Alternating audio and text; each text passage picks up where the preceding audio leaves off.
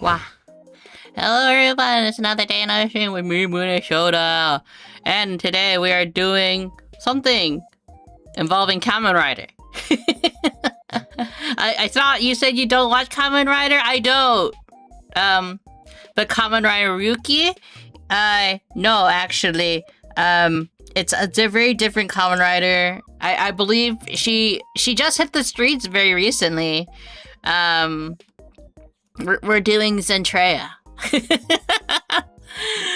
For anyone who doesn't know, Zentreya, the VTuber, the Rockin' Dragon VTuber, recently released a brand new, well, is it brand new now? She released a new model, and it's a Kamen Rider themed, and Bard really liked the design, so he decided to illustrate her, her Kamen Rider, design. Zentreya. And as usual, I am the coloring artist for to like help him out and make sure that we get all the stuff is done, you know? What? Yeah. If you don't know what her Kamen Rider outfit looks like, let me just look it up for you guys, so then you can kind of see what we're working with. Let's see if I can find it. It's kind of more of the newer outfits, to be honest.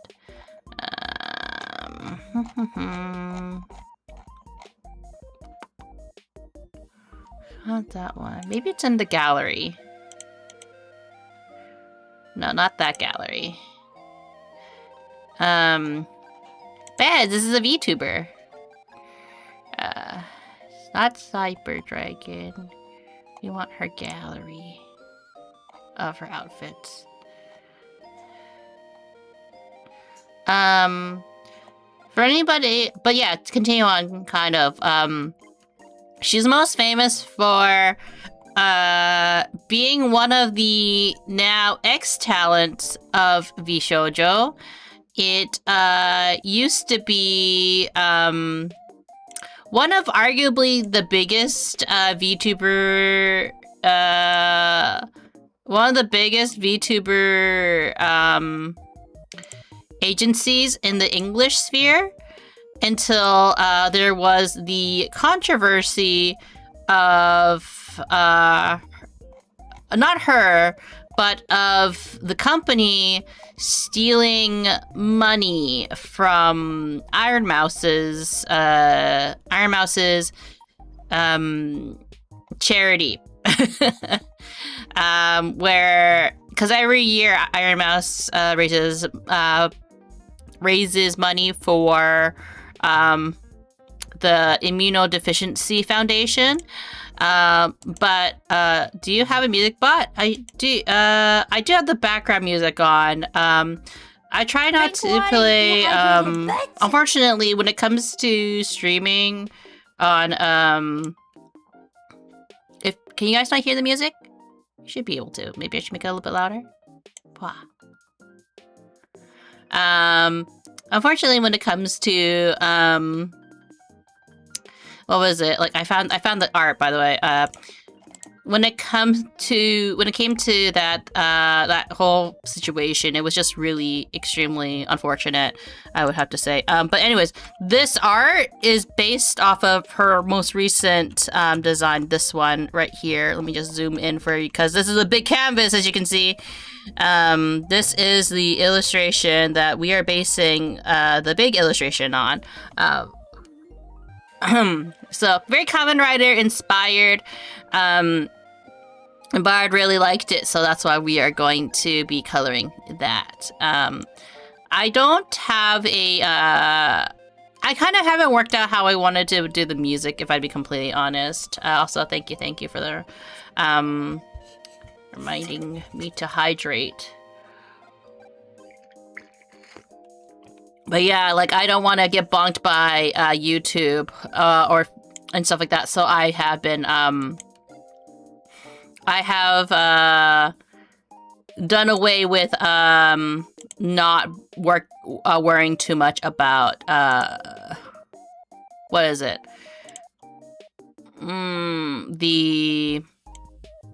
I just make it like copyright free music at the moment. I'm pretty sure you know what? I need to update the credits probably because I don't think I have it, the credits, do I? I should. I will probably fix that later. I have been meaning to update a lot of things, and I've been really slow about updating stuff. Because it's kind of tough when you stream every single day, to be completely honest. But yeah, we're basing the art off of Zentreya. Now, I don't necessarily watch Zentreya content that much, mostly because I'm a loser. No, it's mostly because of I'm really bad about watching VTubers nowadays. I'm not sure about you guys. Well, I guess if you're watching me, that's you kind of do more than I do already, right? But I'm very bad about watching streamers more lately. I think it's because, like, I don't know, actually. That's a very good question. Why don't I watch more streamers nowadays? Mostly because I guess, like, I should really think about it. Oh, I hear the doorbell. Let me just mute my mic for a minute. One sec.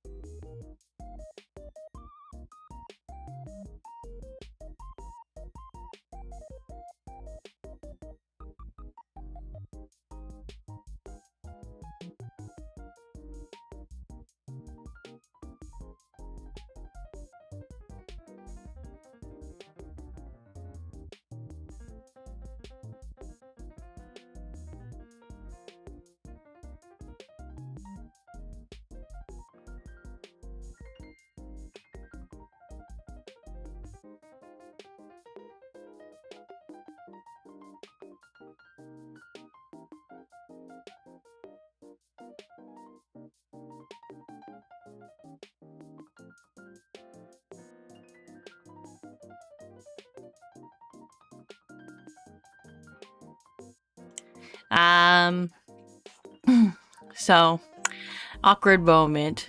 I have to go drive my mom home because Mama Munii dropped off the car. So Anya's gonna be right back. I'm not sure if I should cancel this, if I should stop the stream. I feel like I shouldn't stop the stream because I just started and then she came in. So I'm just gonna do a be right back, drop off my mom.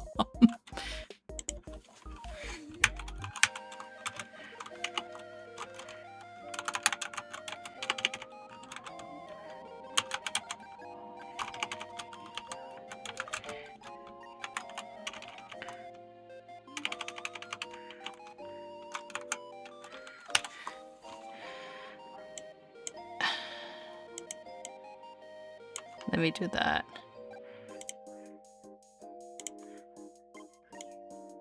Sorry, so sorry. Hello! Welcome in. Unfortunately, you come in at a really awkward time. Okay, we're gonna, cause like I live really close, so I would literally be right back. I'm sorry everyone who just dropped in. Yeah, awkward moment. But yeah, we are going to be coming back to this. Yeah, and I just started a stream. I'm so sorry. I'll be back.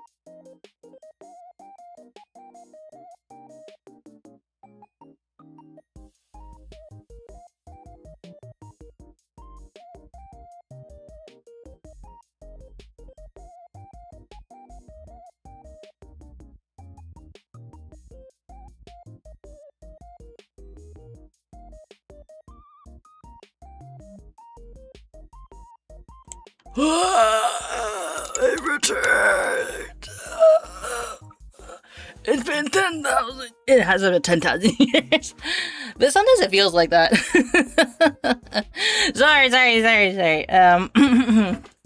I know, like, I start the stream and then 10 minutes in, I immediately have to go, like, AFK, right? Professional stream of my ass, right? I'm a bit flustered, not gonna lie.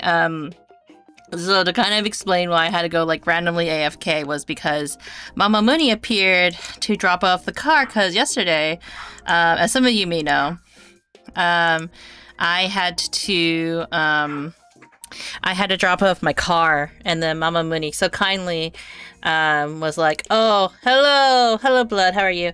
Was so kindly said that she would actually drop off the car for me at home. So I was just like, "Oh, cool. I don't have to go pick up the car tomorrow and worry about that and worry about the stream," because, like, you know, that's one of the things with like streaming is like when you try to go on a specific schedule, you could say, it gets well, now the dog's barking. It gets kind of like tricky when you try to like work your life around when you don't have really a set schedule, but you also have a set schedule. I'm not sure how to say it right. I'm good. How about you? I'm good. So I just dropped Mama Munii off of the off at home, and there was some construction as well, so I had to kind of like not really rush or anything. Let me just grab the dog as well, because he's being a brat. Because, you know, that's how our life is. Stinky, where are you? Both of your parents are grabbing you. No! No! No!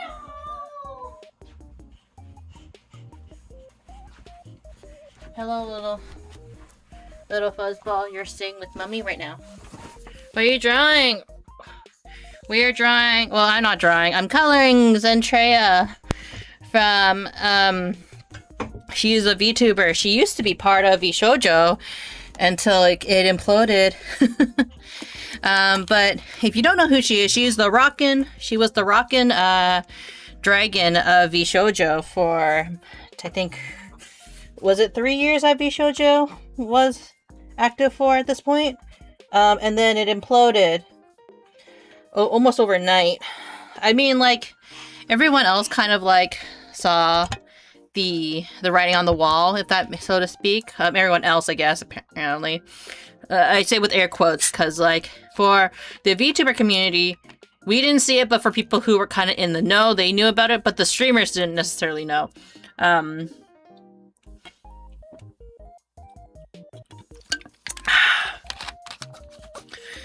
Sorry, just getting some water. But she is now an indie streamer, and as you can see, her outfit is highly inspired by Kamen Rider. Fun fact, I've never watched Kamen Rider, so I actually don't know that much about the series, but if you guys love the series or love anything to do with Kamen Rider, feel free to share your favorite things about Kamen Rider. Maybe you can get me to watch it. But why are we drawing this? Well, it's because Bard actually likes Kamen Rider. That's one of the series that he's enjoyed from the tokusatsu.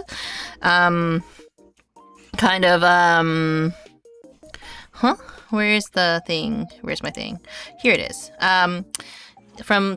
Have fun, need to go. Sorry I couldn't watch yesterday, today. I won't make it, but definitely tomorrow. No worries, but don't ever apologize for not being able to.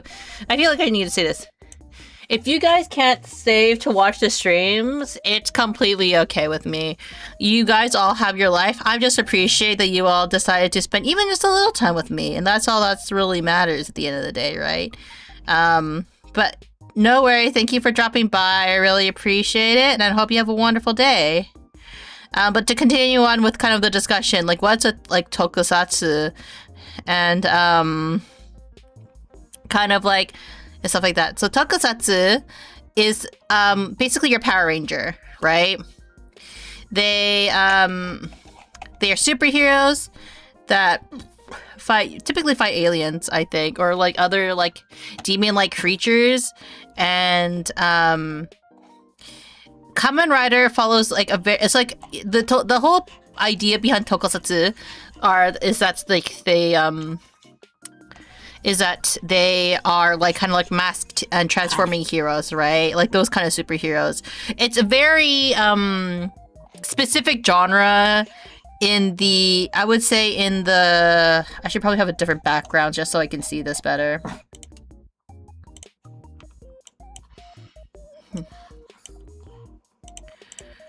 It's tough when she has a very light colored hair. And then also I could do the corrections as well. But yeah, it's very specific series because, or series of shows like tokusatsu, because it's about the masked hero. And most of the times they do have some sort of superpower, but like it's more so like on the level of like super strength or fighting abilities, right? Like it's not always kind of, or it's something to do with technology, right? Like it's like normal humans being able to do these things and fantastical things. It's not typically like the people themselves have powers outside of their suits or their masked selves, I would say. Like that's at least like what I feel, right? Of course, like there's like the chosen kids, radical teenagers with attitudes, as Power Rangers liked to say for their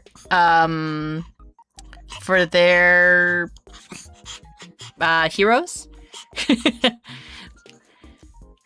Coffee sit. Why are you unhappy with me? Do you want people to pay attention to you? Is that why you're all yappy?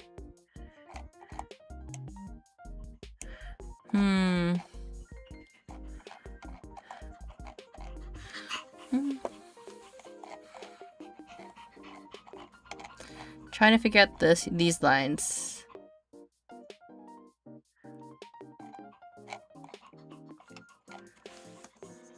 Oh, that's just the neckline.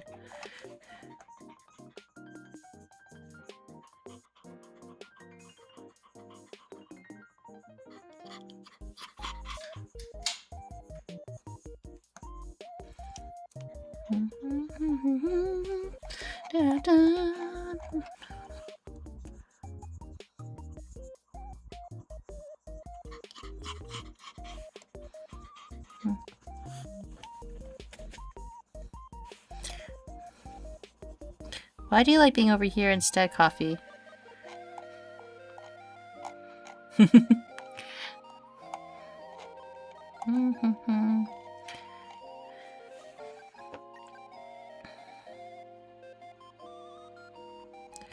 Coffee was apparently very annoying when I left the house yesterday.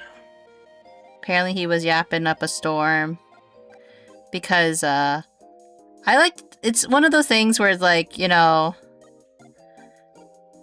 sometimes you feel like your dog or your pet likes your significant other better than they like you, despite you raising them. And I feel that's always really kind of a little bit true with Coffee. Coffee's always kind of liked Bart a little bit more than he likes me. But apparently, according to Bard, when I left the house, Coffee would not calm down whatsoever. Apparently, he was screaming that I forgot him until his voice would get a little bit hoarse, and he apparently had to go drink some water twice to refuel his parched throat once he ran out of the moisture from his parched throat. I don't know how to phrase it. He had to do it twice, because that's how much he barked. I don't know, like, I think this is kind of one of those things where, and so one of those reasons why I don't like leaving the house that much, and it's kind of like, it's also one of the reasons why it's kind of hard. He loves you, even the cuz could not stop the barks. No, he doesn't, but, it's one of those things where, like, he's on, like, if people, it may be strange to hear, but coffee's actually one of the reasons sometimes I find it hard to find, work. Because I know some people are just like, well, just let your dog deal with it. But, like, the thing is, if he didn't stop barking in the first 10 minutes of me leaving the house, then that's already going to be a problem, because it kind of proves that he's going to keep going until I come back home, right? And that's a lot of stress to put on a dog. So it's one of those things where it's like, you know, you don't really notice a dog's anxiety until you put them through the ringer, you know what I mean? So that's kind of the reason why I don't, or kind of not the reason I don't. It's one of the reasons why I'm kind of looking more so for, like, yeah, Coffee, that's right. You're the reason why I look for remote work nowadays, or jobs where I can take you with me to the office, because there's no one who can take care of you. But even now, I'm kind of like, oh, if I worked,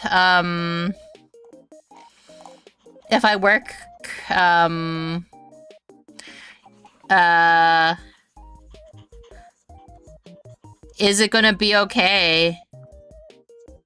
Because he's so used to me being home nowadays. Well, actually, he's always been kind of used to me being home. But sometimes I wonder if it's because, what would happen if we had another dog, living with us? Now, the thing is, we can't really experiment with that.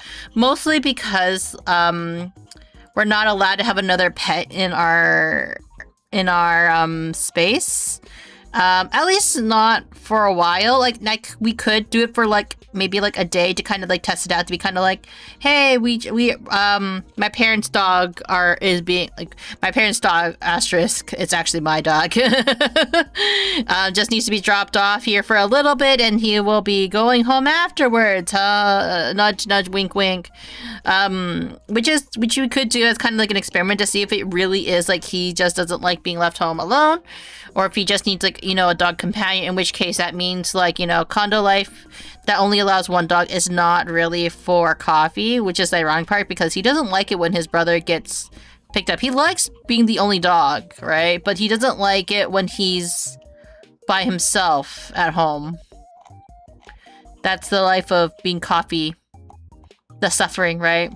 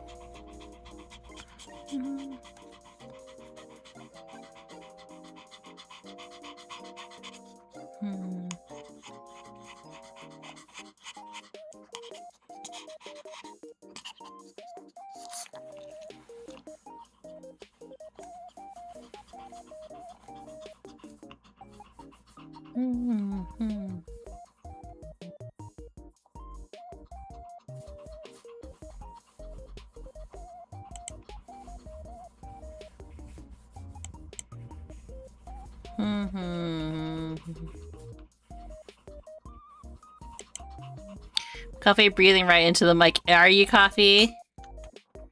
Is this the ASMR chat came for? Or do you just breathe really loud? You breathe really loud? Or maybe I should have, like, the music louder.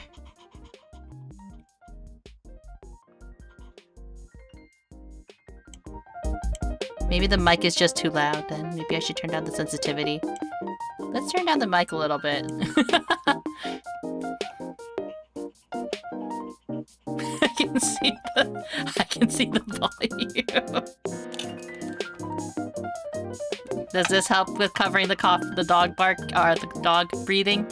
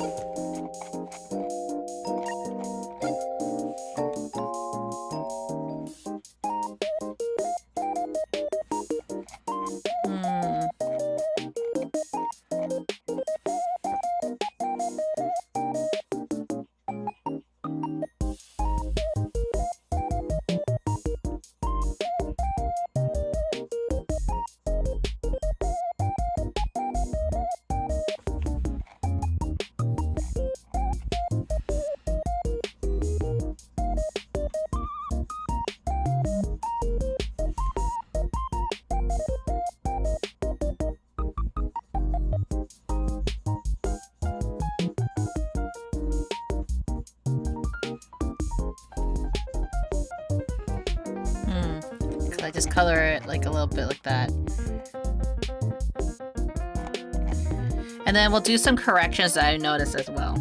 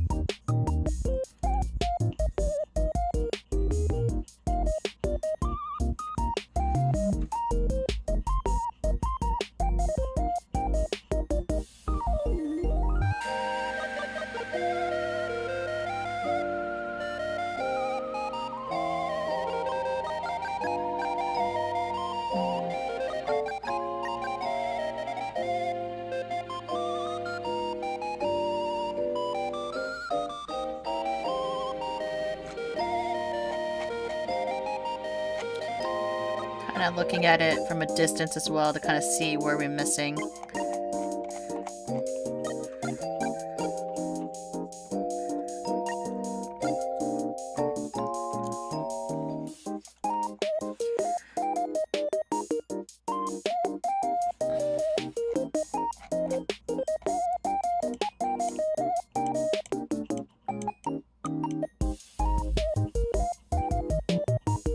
And then we're gonna clean up some of the line art.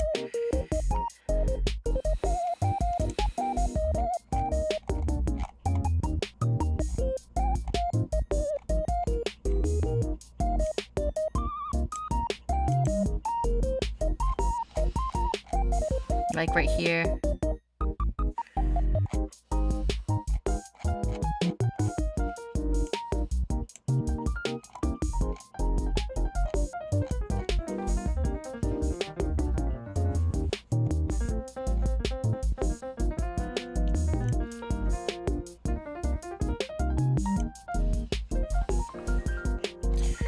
I feel like I should also clean up this part as well.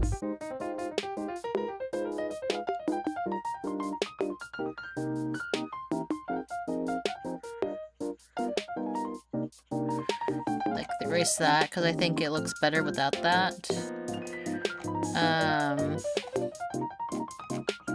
Need to erase this line here.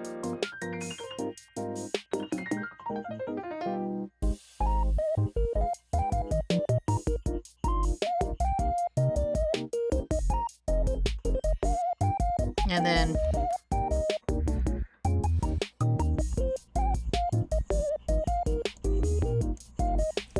clearly define that there.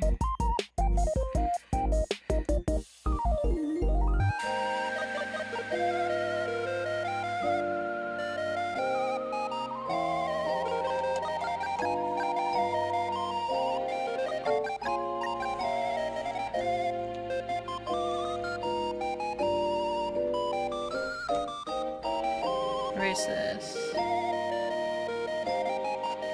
That, clean it up.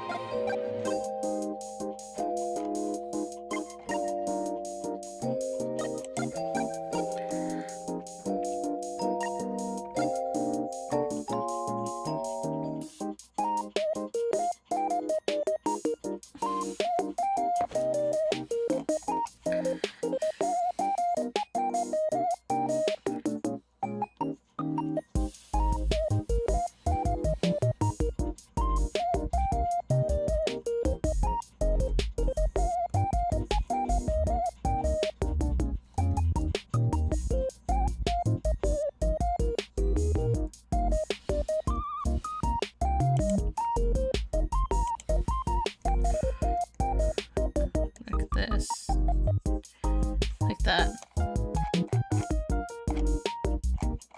Or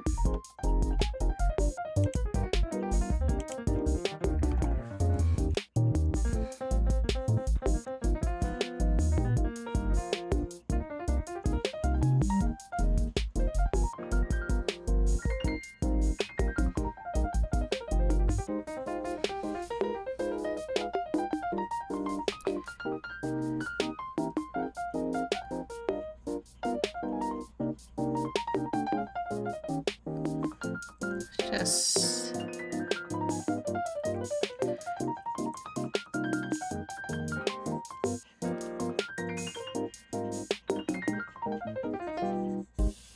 let's do this.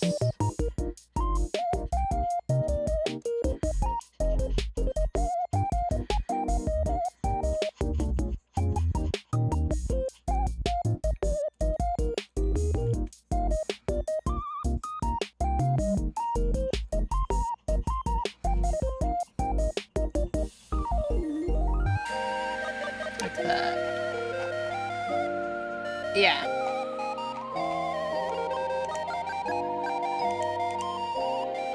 This is a picture of? This is a picture of Zentrea from... I keep saying from, but she's not... She's in more of a... She's an indie streamer nowadays.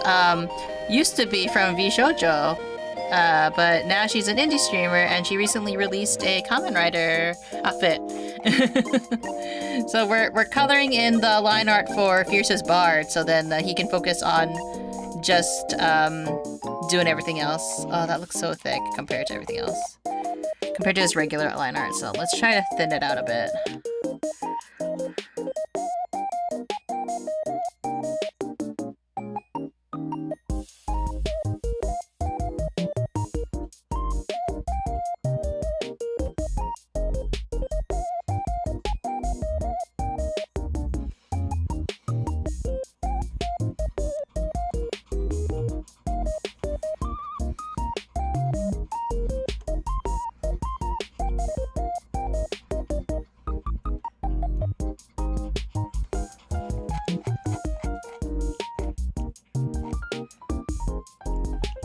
That, yeah. You need to know the pen size it uses for and clips it, yeah.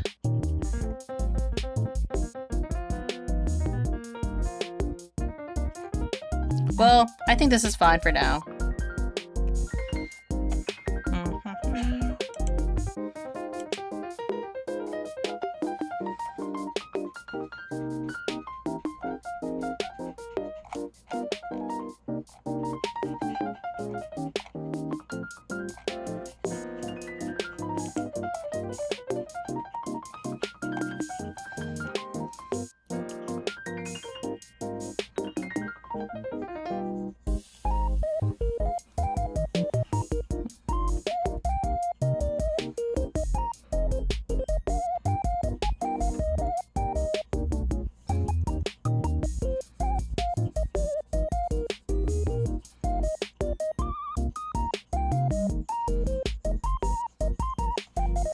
I know that I could probably leave some of this, but like, I feel like I want to have the hair layer above the skin layer. So we're just gonna, I'm preemptively erasing it. I know that like it's kind of weird to start with the hair, but sometimes when it comes to coloring, you just want to like start somewhere. And I always like starting around the face, honestly.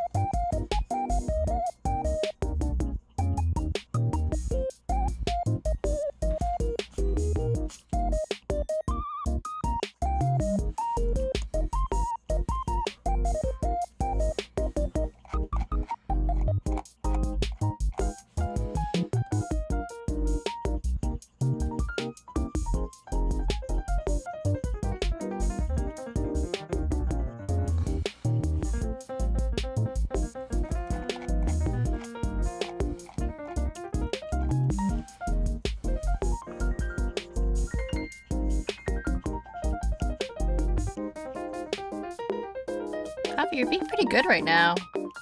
No artwork. Hmm?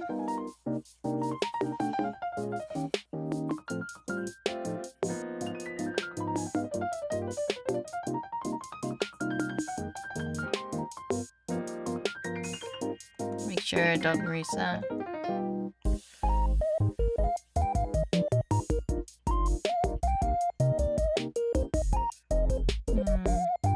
Today seems more of a focus today. Of a focus day. Yeah, probably right.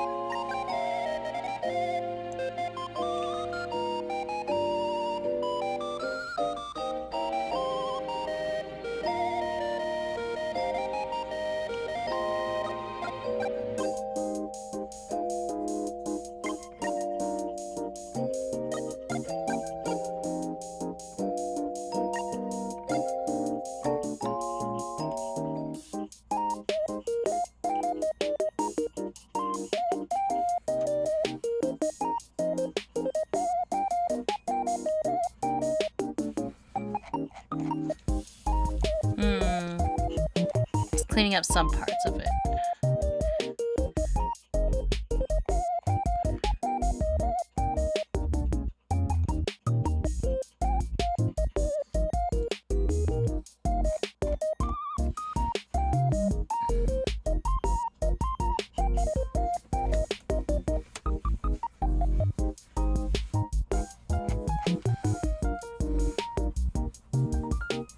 Coffee, I gave you a bath the other day. Why are you already so stinky?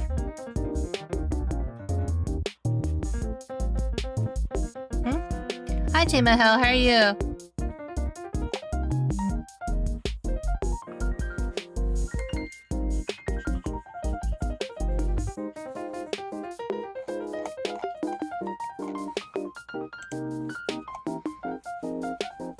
I'm good. I'm just wondering why my dog is smelly. Right, Coffee? You the stinky? You the stinky winky? You the stinky dog? I love you so much, but you smell. I gave you a bath. What happened? I literally gave you a bath on, what was it, Sunday? Sit. Good boy. Just lie down.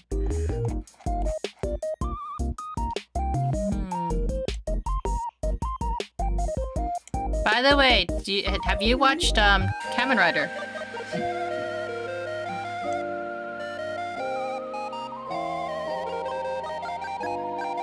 I think the bands are also the same color as her hair, actually, now that I look at it.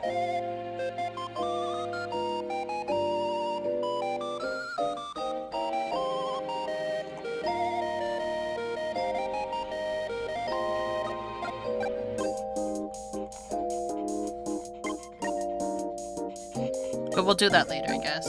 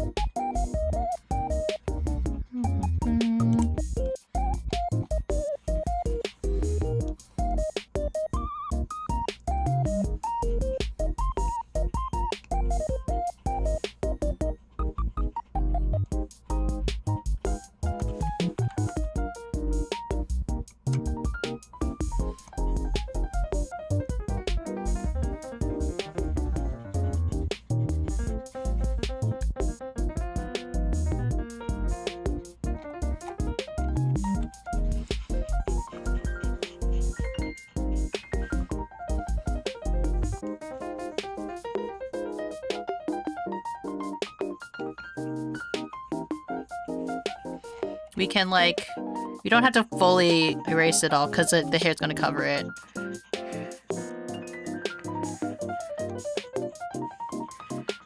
What's that, the drawing?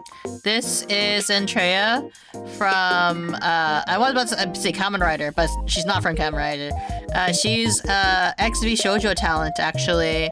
The reason why I bring it up, she's an indie streamer now, because V Shoujo exploded.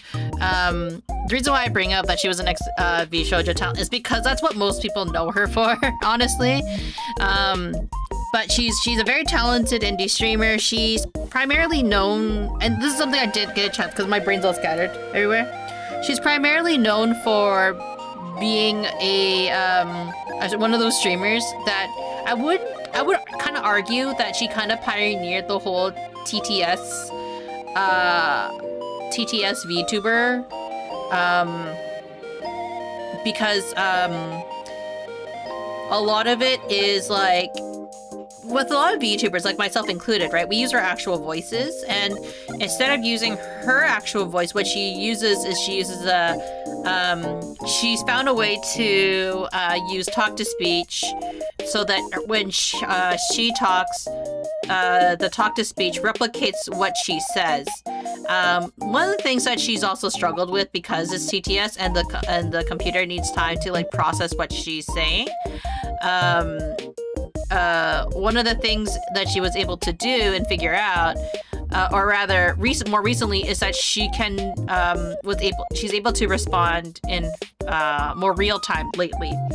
So like, there's not as much of a delay with when she talks to her chat. Like, so because she's been, again, one of the pioneers of this technology, she's really been really good about making it more reactive.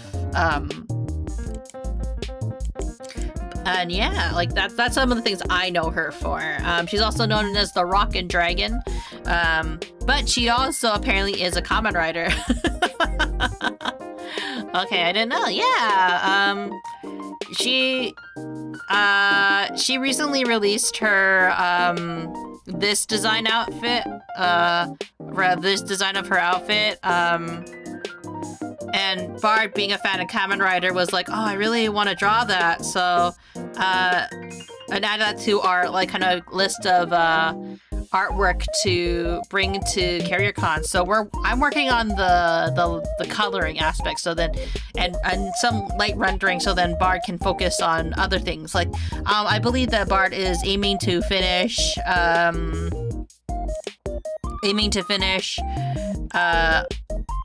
What's it called? Digital Circus today, I believe, because that's very close to being finished as well. I didn't realize that her neck wasn't colored the same color as her.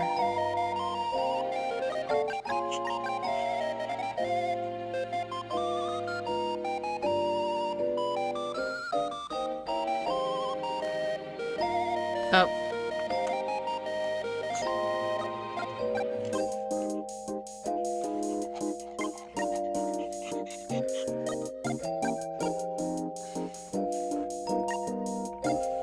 So yeah, today is kind of a little bit...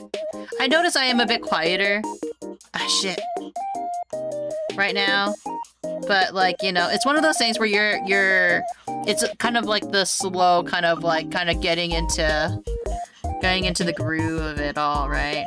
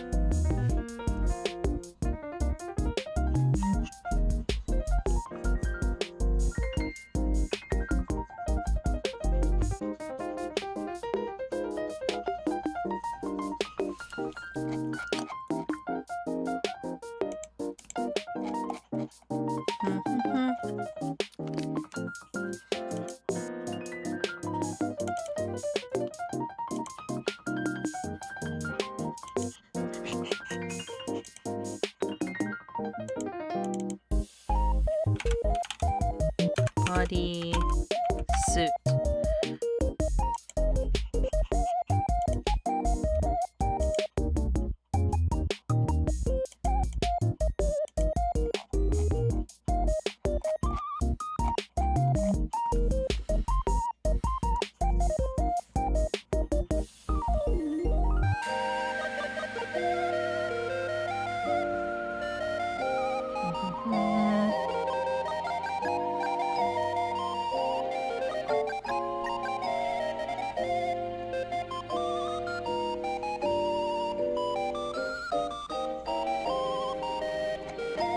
So there we go.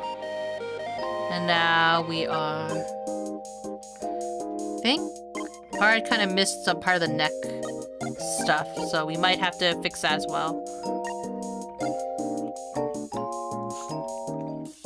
Also the band across up here.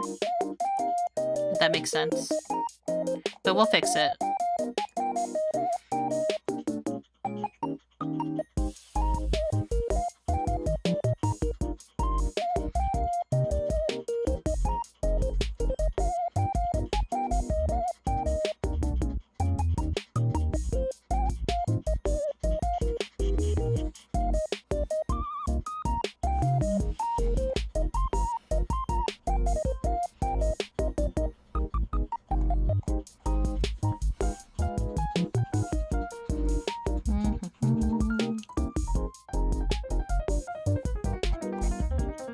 And then we need to draw a band. I feel like we need to draw the band around here.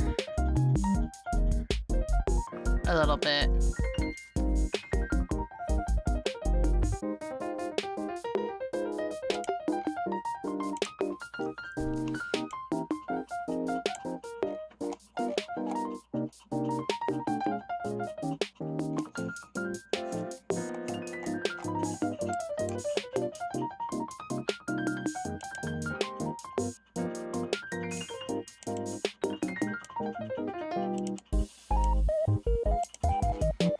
Ah, shoot. I dropped my pen.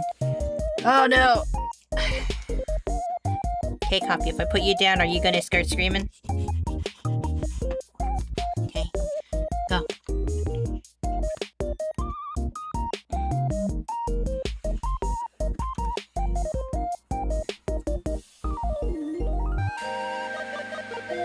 Okay, go. Go. Go. Be free.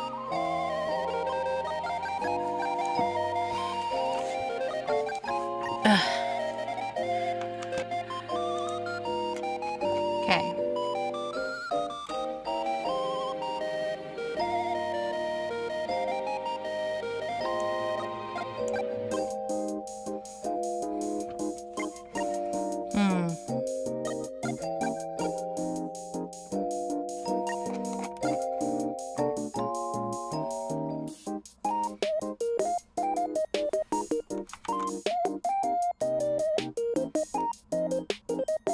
Trying to figure out how to draw the line around her boob. It's one of those weird, kind of like...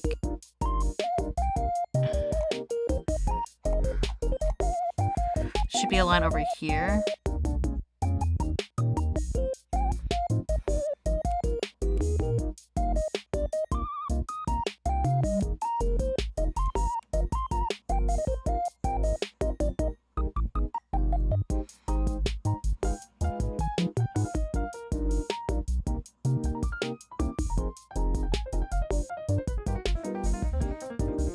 Erase that.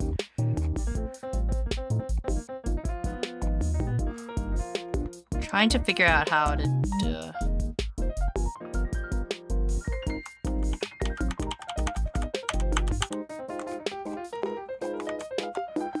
Maybe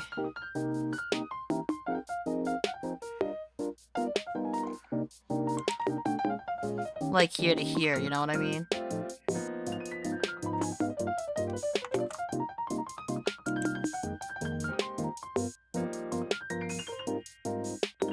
Yeah, because there's like a bend. Like there.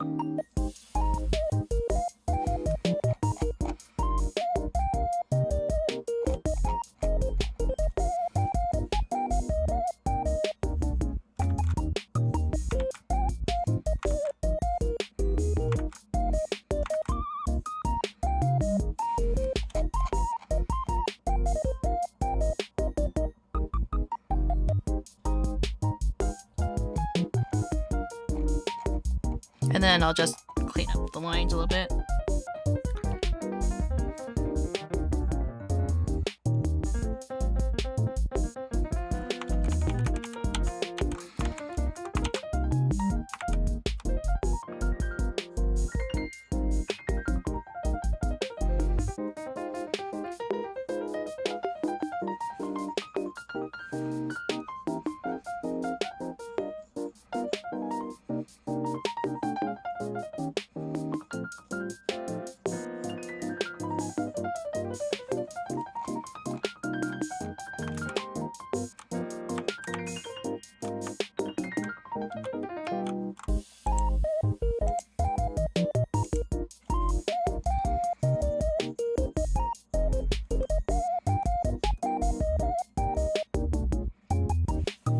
There we go.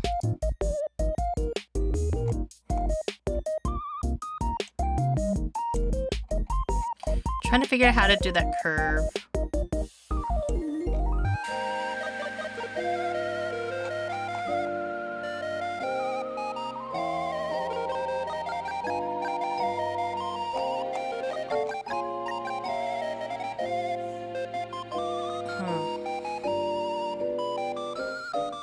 Sometimes it's better to be, like, less zoomed in, right?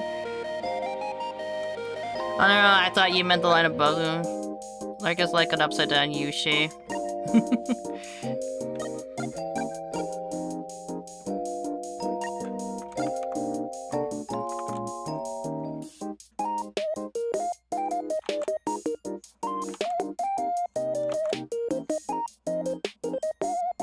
Like that, maybe.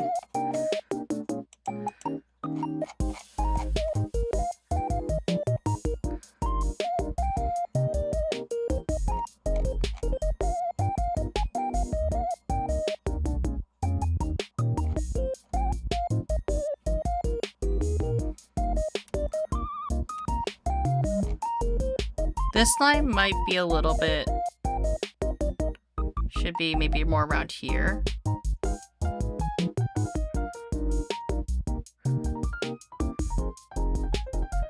Because it's supposed to line up with this line.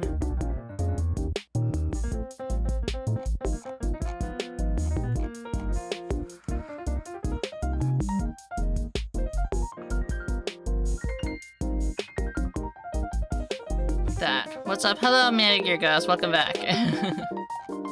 I'm gone for 5 minutes. My cat my gosh. No!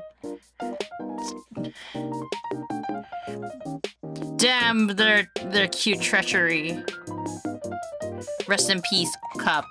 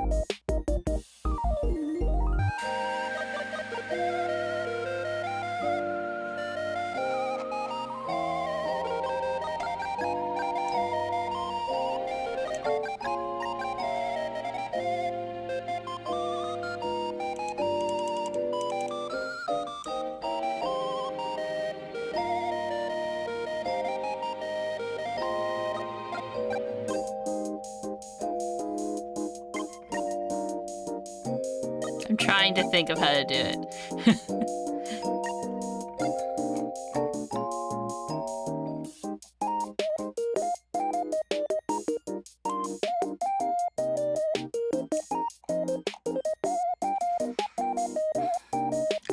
And then sometimes you just need to zoom out.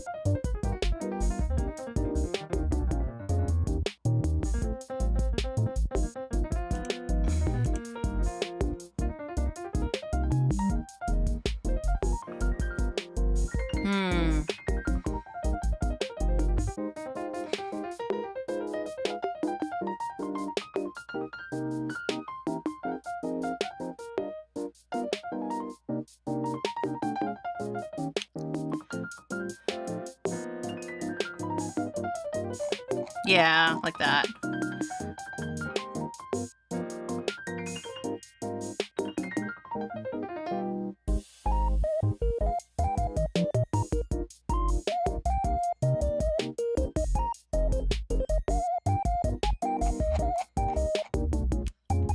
Like that.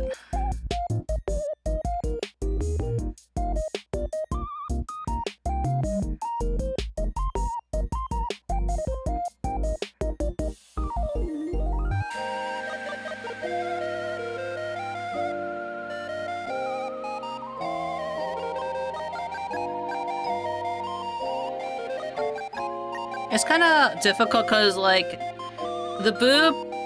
I understand what Bart's doing here, right?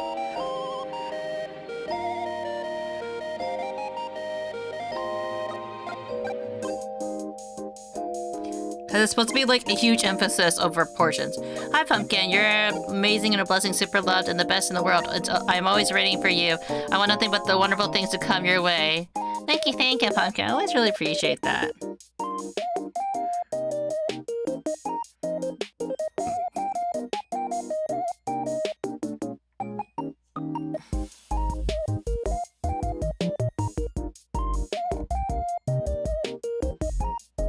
Yeah, I think this is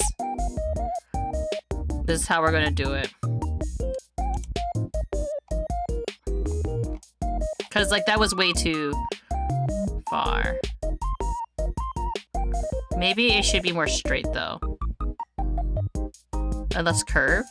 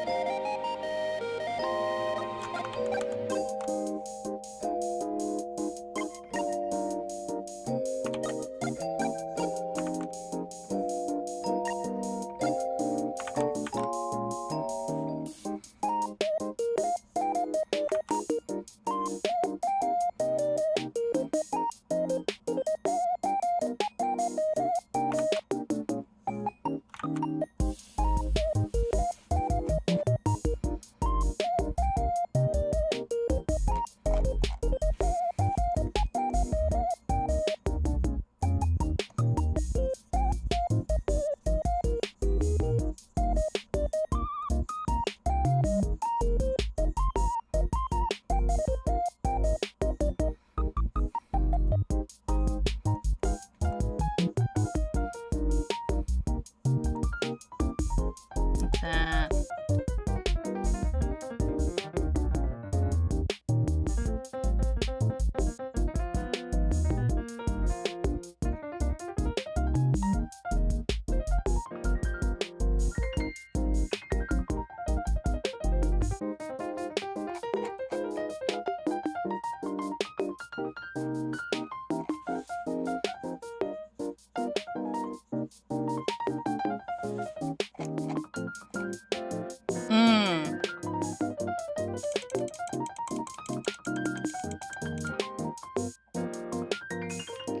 It's tricky because like the line for the boob lines is also kind of like, maybe I should just redo all the boob lines because it's supposed to like be in front of these 2 points, right?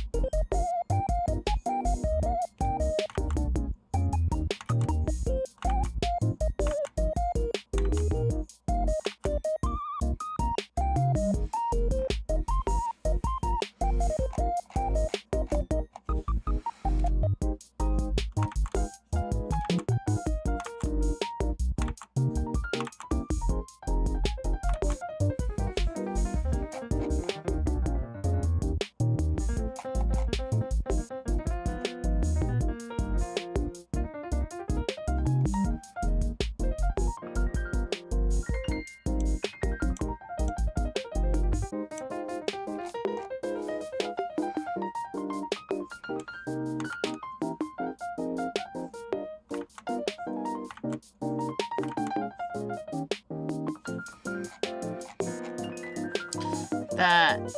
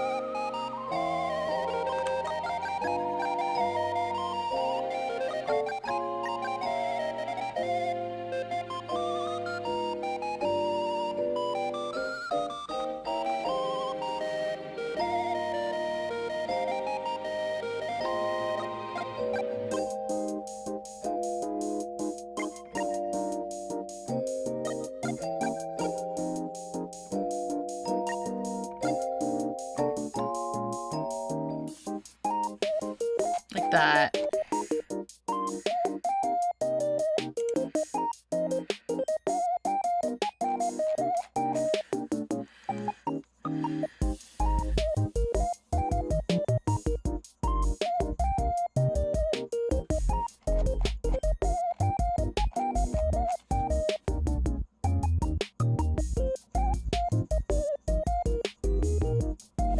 That comes from the music. Where's the kids come from? The music that I use, it comes from actually a huge collection of music that was given away for free for the purposes of other streamers to use it. Let me just look for it. It is called, because they have since disbanded, but I'm pretty sure you can still get it.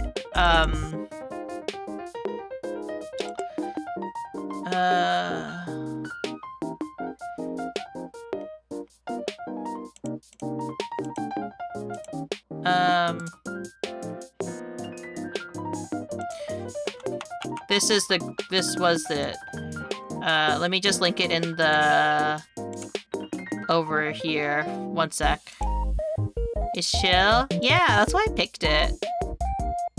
It's nice to have like music you can like listen to on loop. Delete the OOG, but like that's the title of the album. And they have a bunch of different like album music you can use for free. I'm not sure if it's still available. I know that they have since disbanded.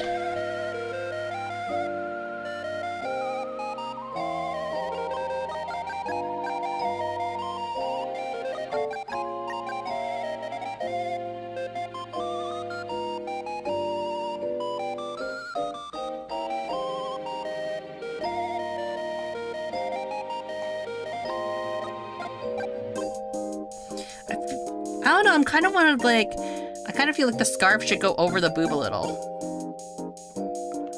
But I also know that the scarf won't go over the boob, you know?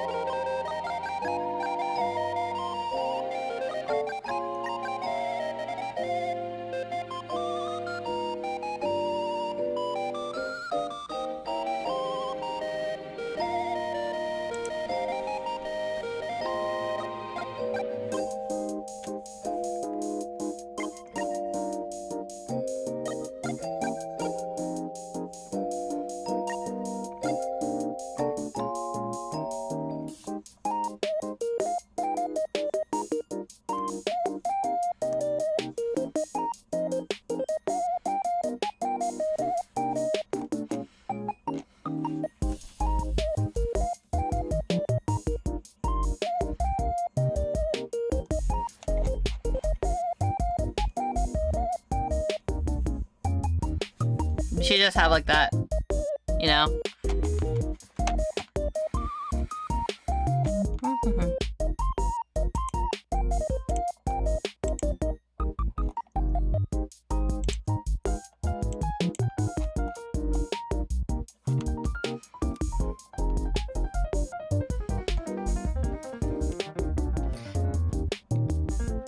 You're reporting this?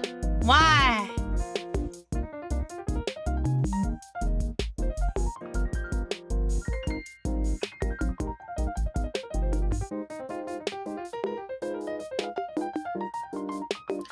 Why would you report me?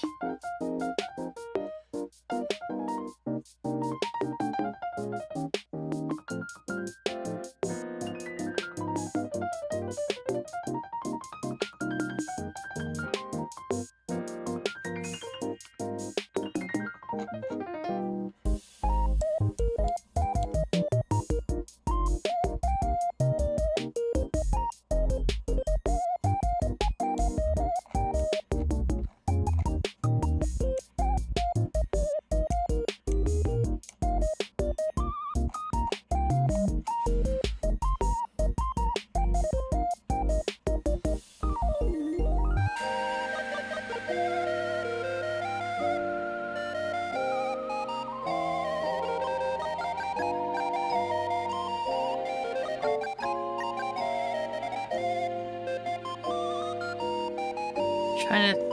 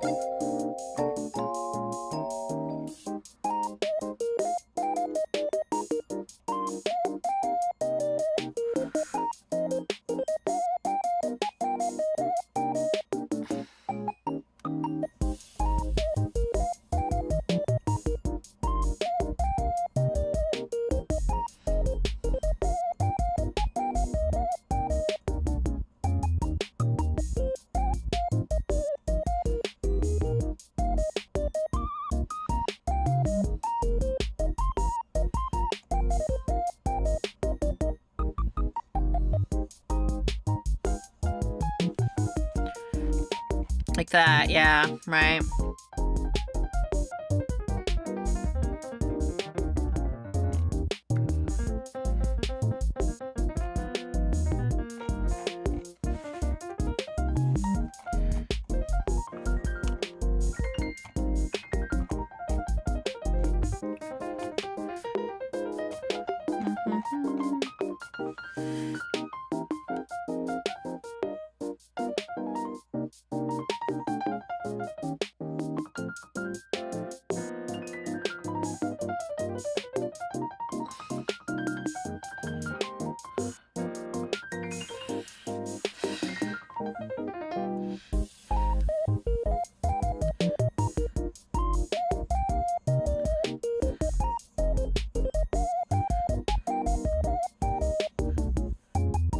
We'll just might as well just cover it all, right?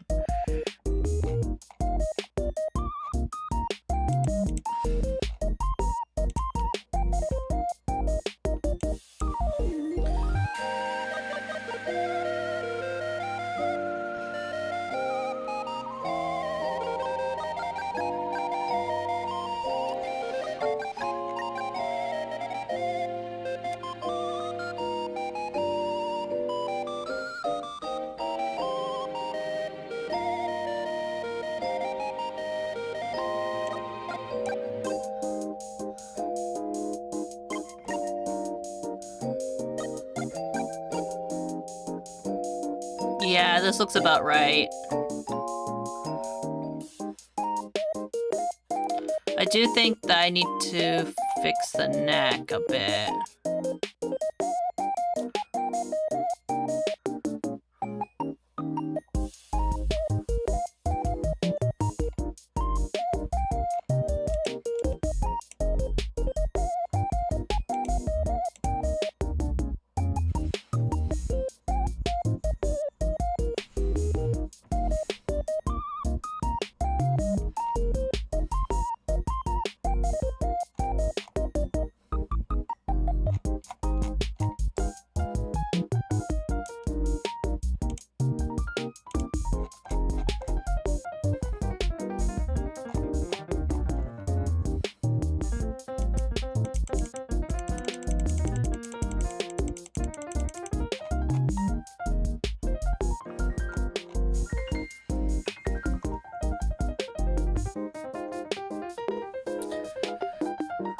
Hmm.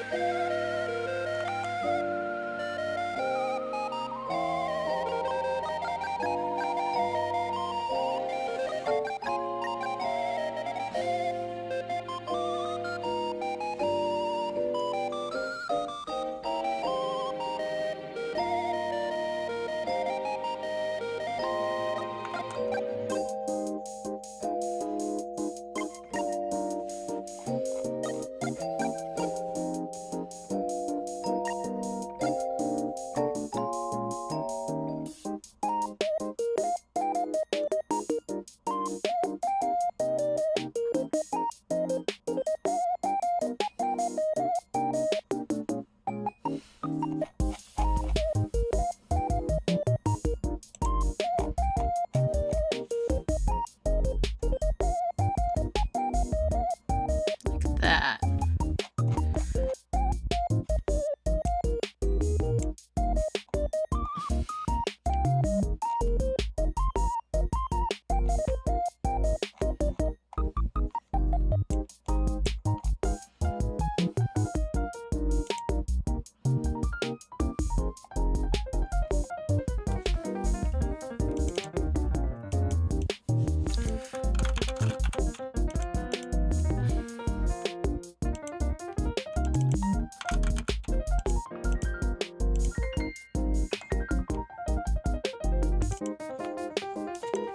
Whoops.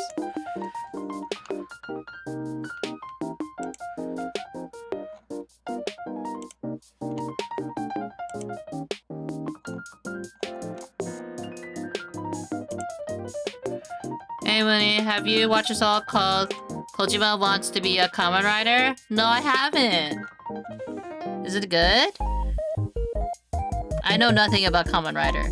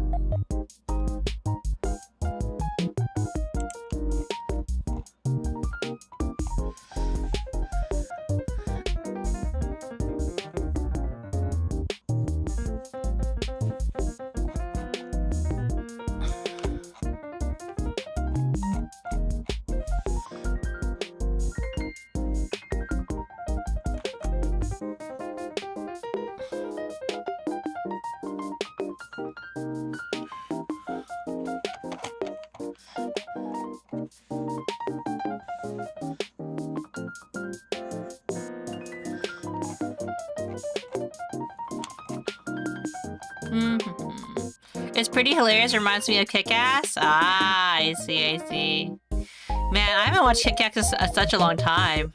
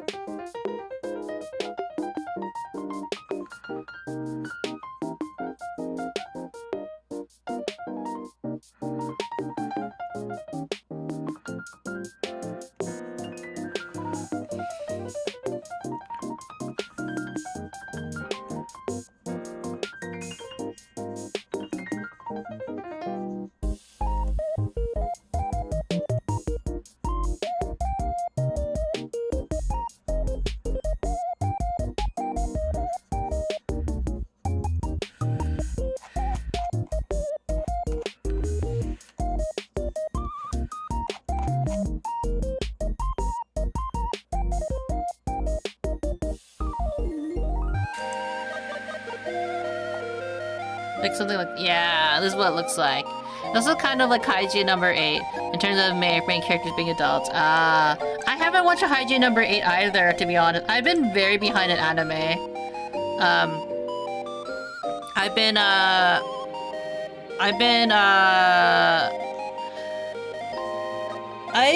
watching. I mean, I listen to podcasts and like Reddit podcasts more lately. Like, I've stopped watching anime like for a while. I think it's because like my taste in content has like really shifted over to like manhwas and that kind of stuff because I can read it at my own pace. I don't need to keep up with stuff. Excuse me. I don't know. Part of me feels like I should like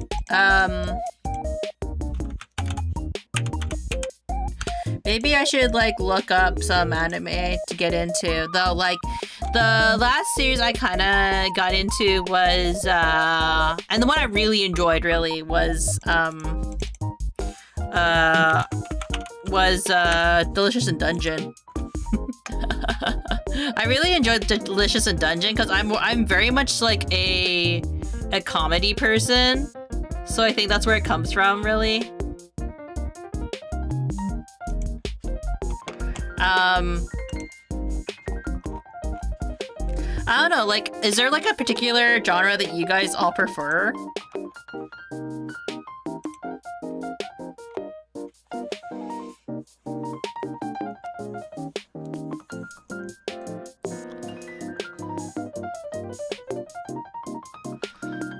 Honestly, with you?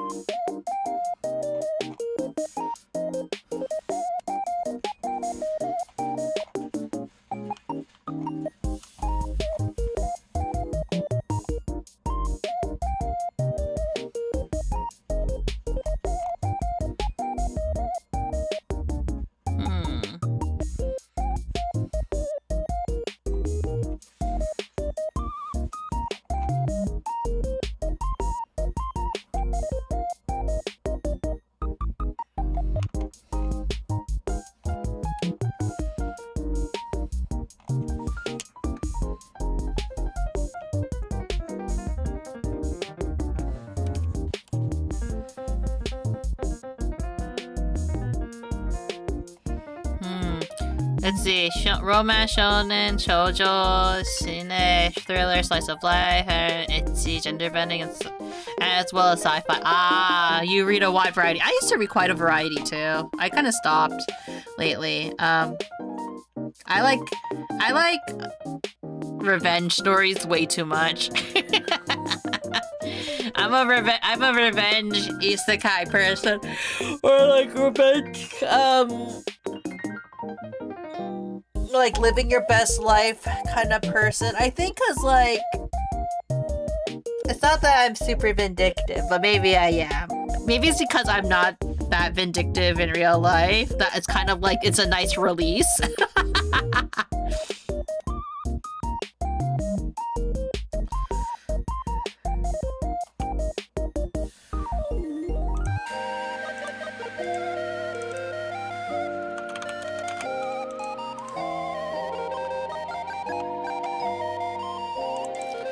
Yeah, isekai pretty good. I don't read like, cause there's a difference. I will say that there's definitely a difference between like male-oriented isekai and female-oriented isekai, and I read more the female-oriented isekais.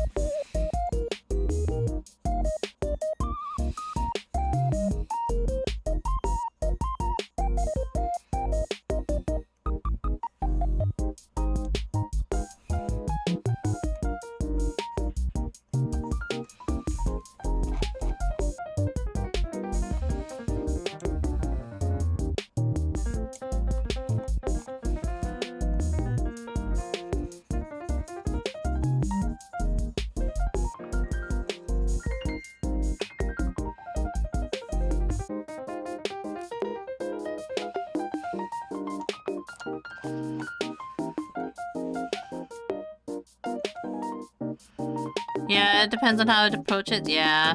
I think because, like, for male isekais, the reason why I don't like the male-oriented one is because typically a lot of them are, like, harem. And it's kind of like, come on, in a fantasy world, everybody's gonna fall in love with you because you're so... Gosh, it's like the Mary Sue... I think it's kind of how it's written. It's like the Mary Sue of, like, it's like very Mary Sue-esque, you know, in terms of writing. Like too many guys who are like, you know, are like, and it's too many, like, everybody fucking loves them, and I'm kind of like, come on, we gotta have some people who like are like, ugh, this guy, you know what I mean? I need more realism. Plus, the character underpowered. That's a bonus. The story characters are likable and I enjoy it. Yeah, it's always like if the characters are enjoyable, right? Like, I can appreciate the underdog and everyone's going like, wow, like, you really did it. You pulled it off, buddy. But I don't really love the whole, like, you're overpowered. Oh, also, like, everybody loves you. And I'm kind of like, it's going too well for them. You know what I mean? There needs to be struggle or some sort of, like, story with it, you know? I also don't super love it for, like, the revenge isekais where everyone's, like, in love with the heroine too. Don't get me wrong.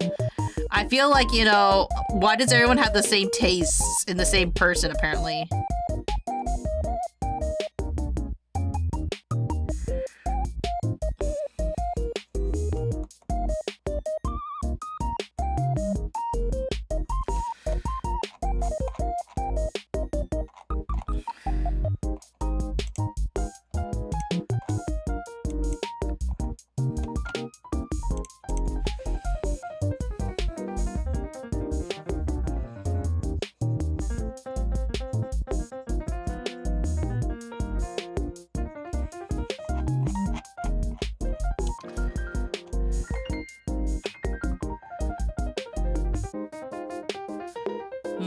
That's fair. Overloaded did Overloaded. I did like a lot of turns and interactions with subordinate characters.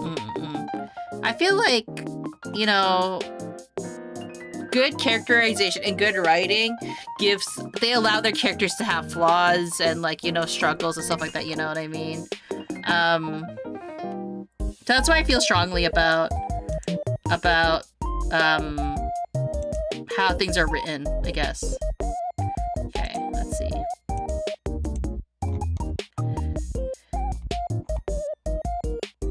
Wow, let's see. Like how this looks.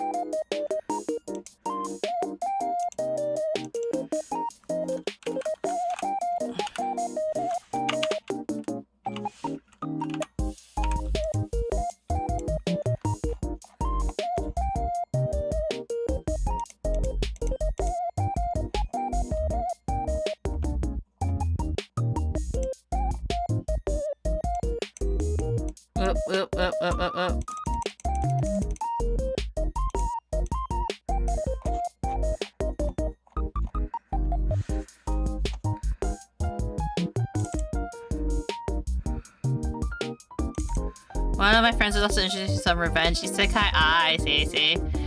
Fun fact, the main characters in the show actually plays a Dr. Geo in Dragon Ball Z, the Bridge series in Cooler. Oh! Kind of funny to see how, like, people, like, kind of, like, you know, from the Bridge series, especially, or how some voice actors have really, like, made a name for themselves after a while. Because I believe, like, the person who did the Yu-Gi-Oh! Bridge series back in the day, right? He's become quite the voice actor himself, hasn't he? Drink water, you dehydrated bitch. I really should. Make sure you stretch out. Wah. Hi, Jizz, how are you? I remember watching Yu-Gi-Oh! Abridged when it was first being aired. And Little Kuribo.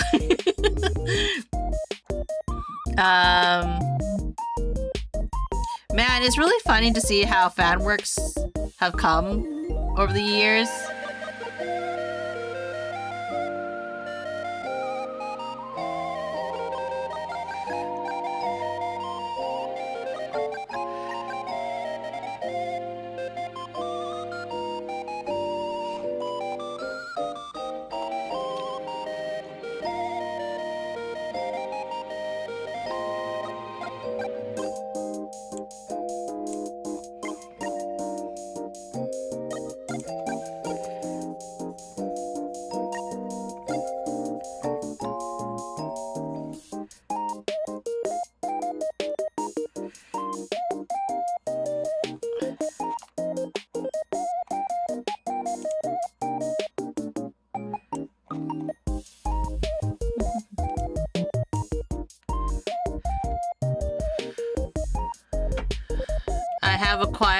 You have acquired the child. Good job, Juice.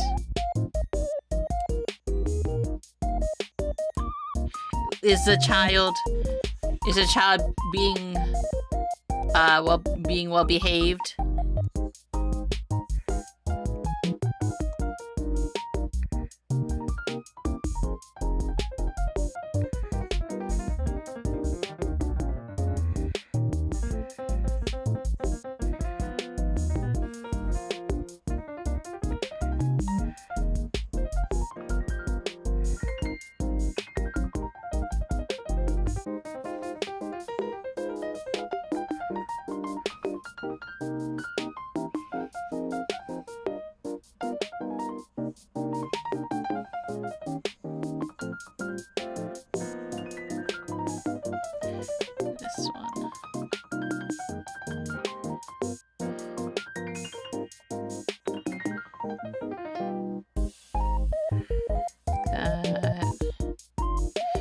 This one, this one.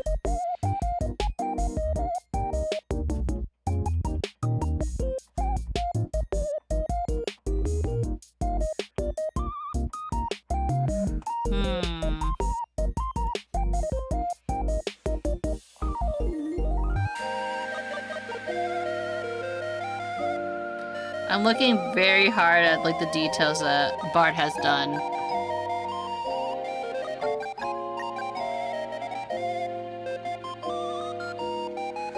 It's hard when something's incredibly detailed.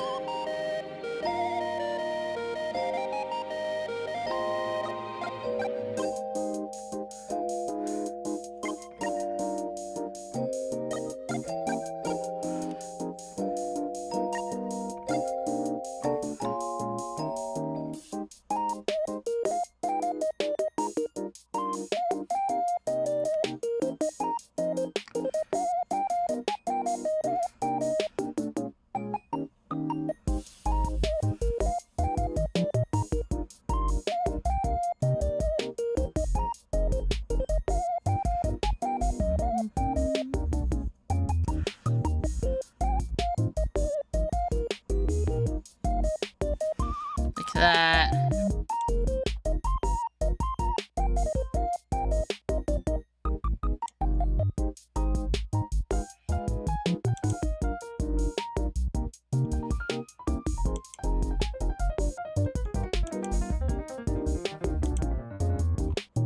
That, yeah. You threw his jacket at Grandpa. That's not good. Just well behavior. Pointed out that the blue things he caught on his car buddy is blue and my sweater is also blue. We raced to Grandma and Grandpa. I see what you mean by, like, you know, kind of good-ish for the most part, and then throws jacket at Grandpa. It's like, on Lunar New Year?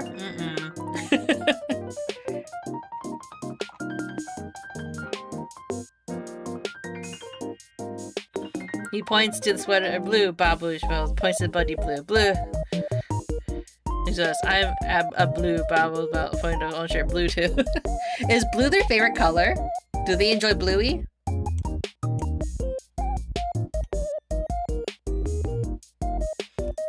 Yes. Bluey's a great show though.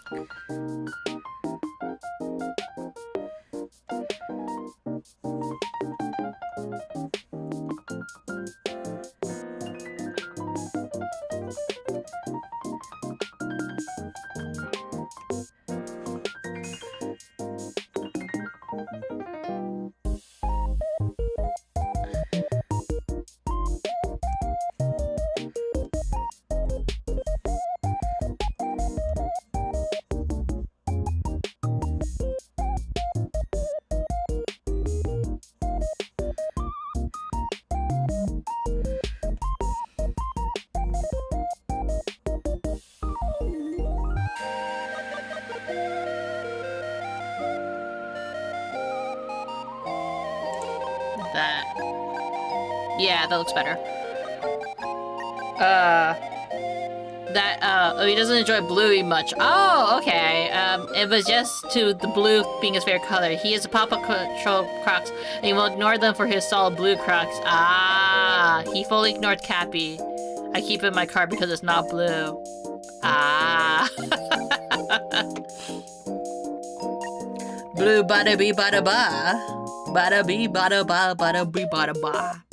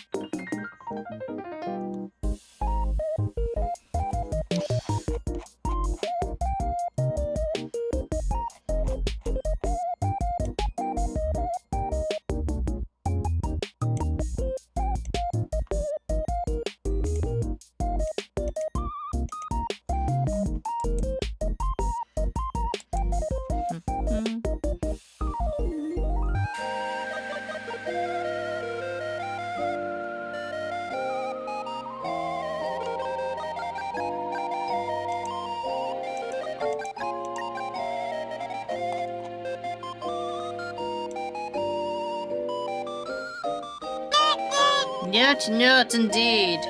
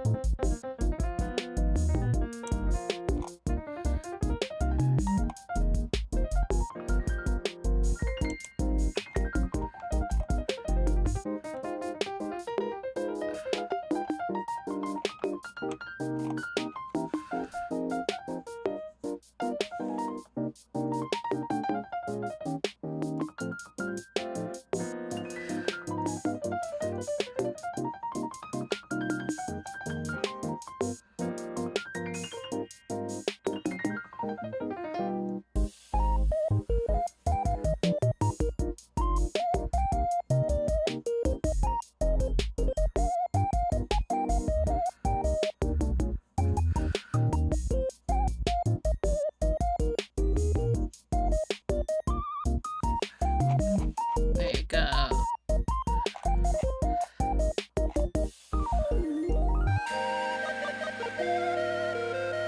How does this connect?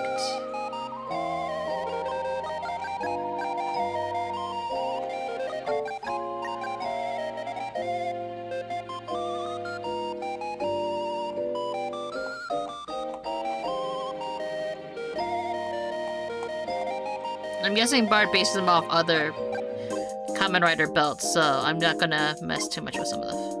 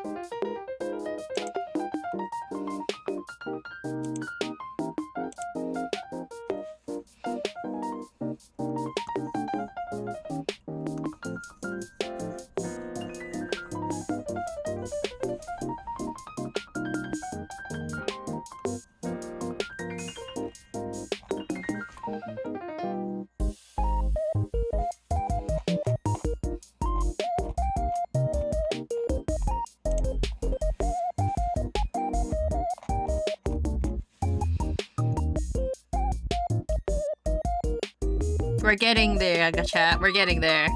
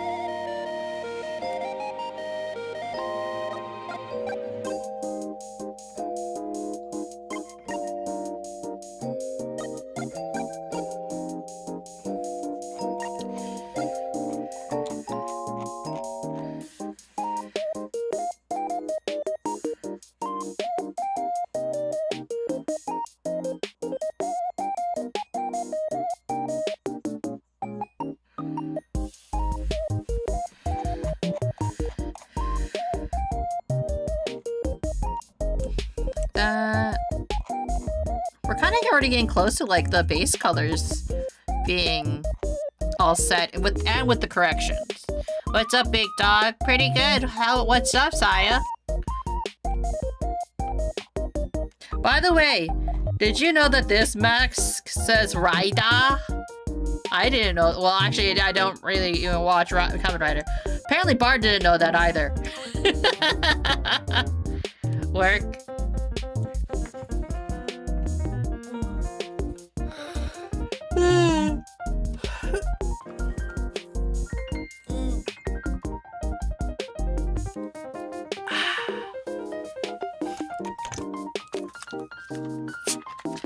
Sometimes it's good to like take a look from afar.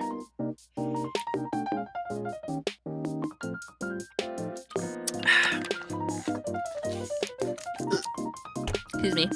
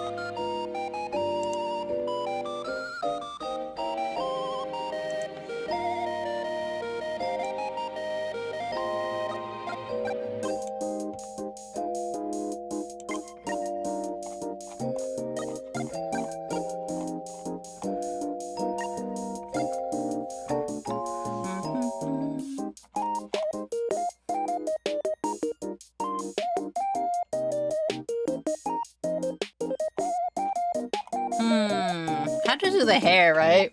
But overlaying the eyes.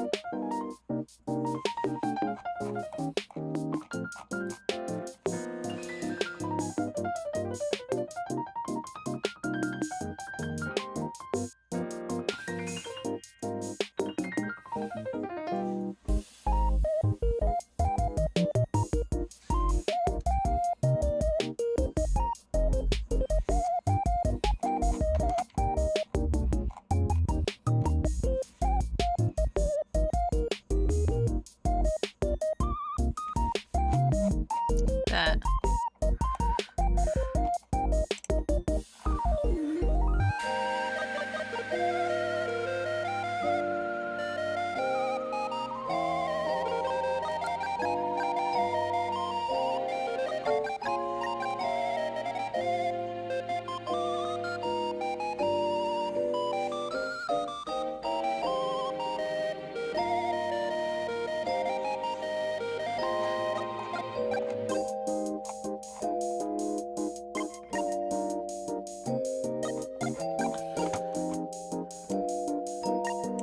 And then eyelashes.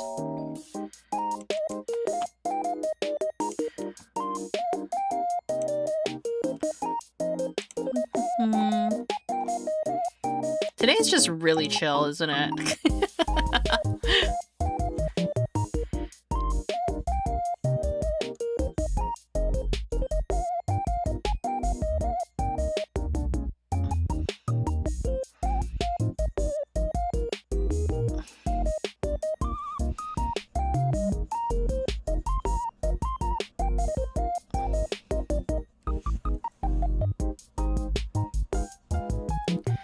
I wish mine was chill. It sounds like you are you doing something very chaotic today, Saya?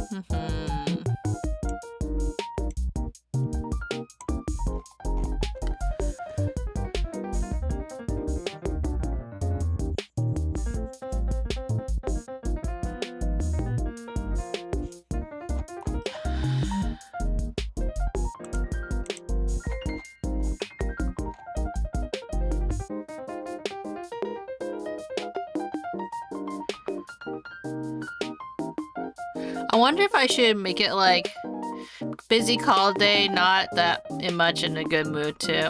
That sucks. I'm wondering if I should erase to make it like light on the, but we're not gonna worry about that too much right now.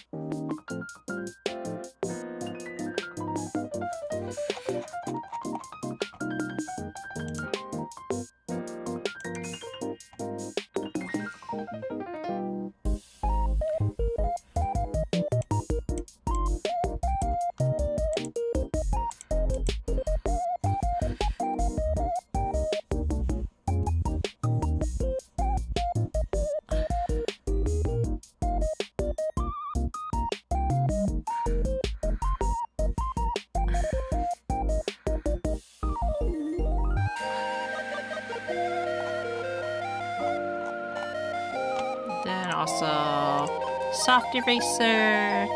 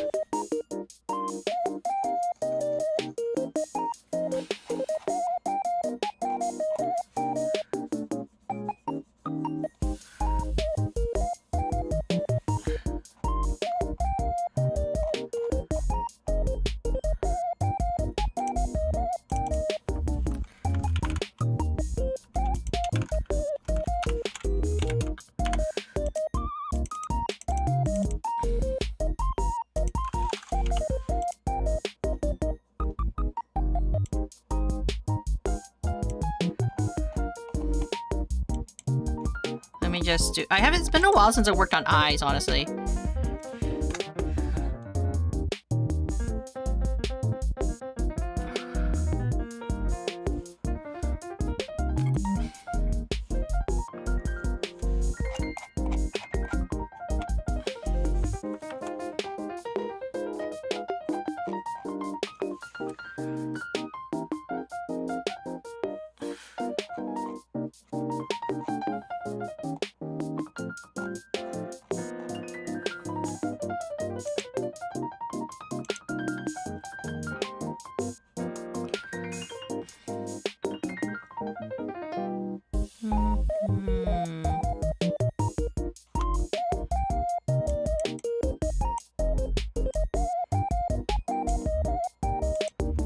Maybe we do.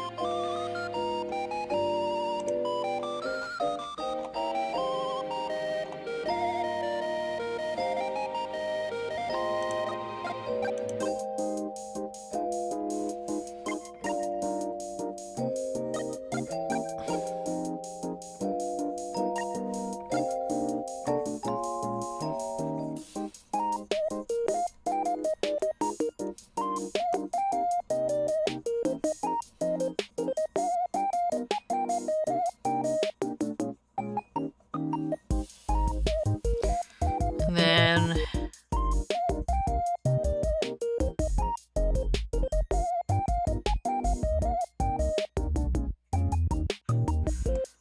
airbrush it a bit more.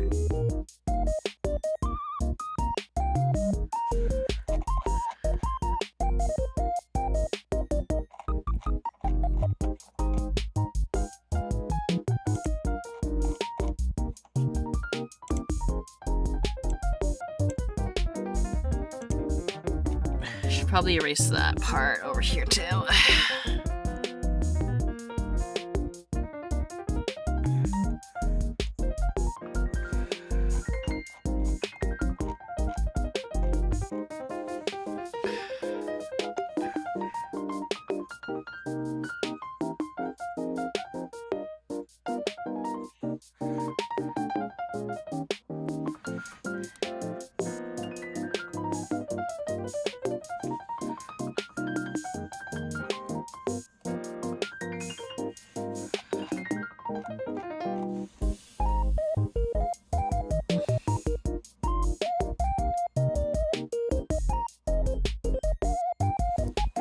Like that.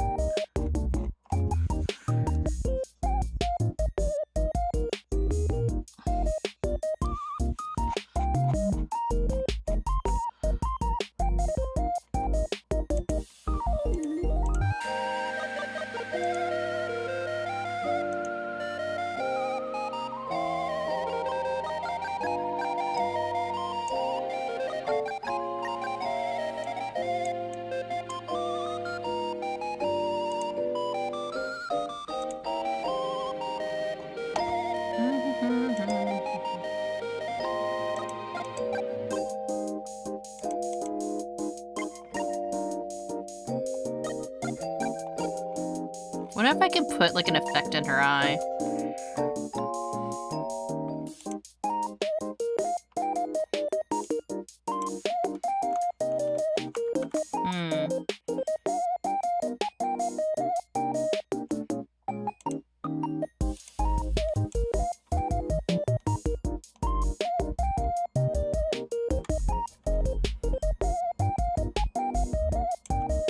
Wow.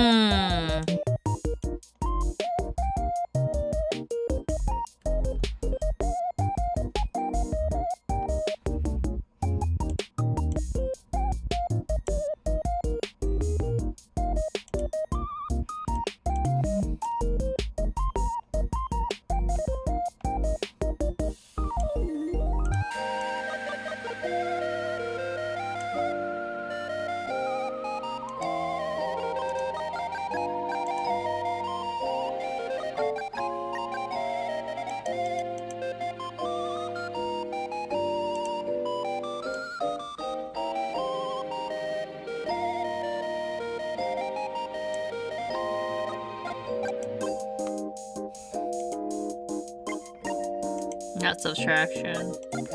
Like when you kind of want to just make a cool eye effect and you're kind of just experimenting to see what it would look like.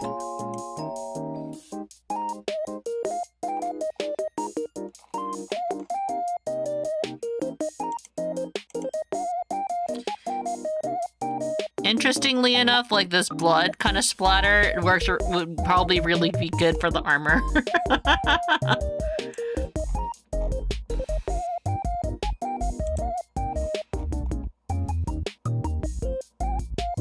You know what? I'll leave it to Bard because it's not my rendering to do for that. But I do think I'm going to use a blood splatter for the armor set.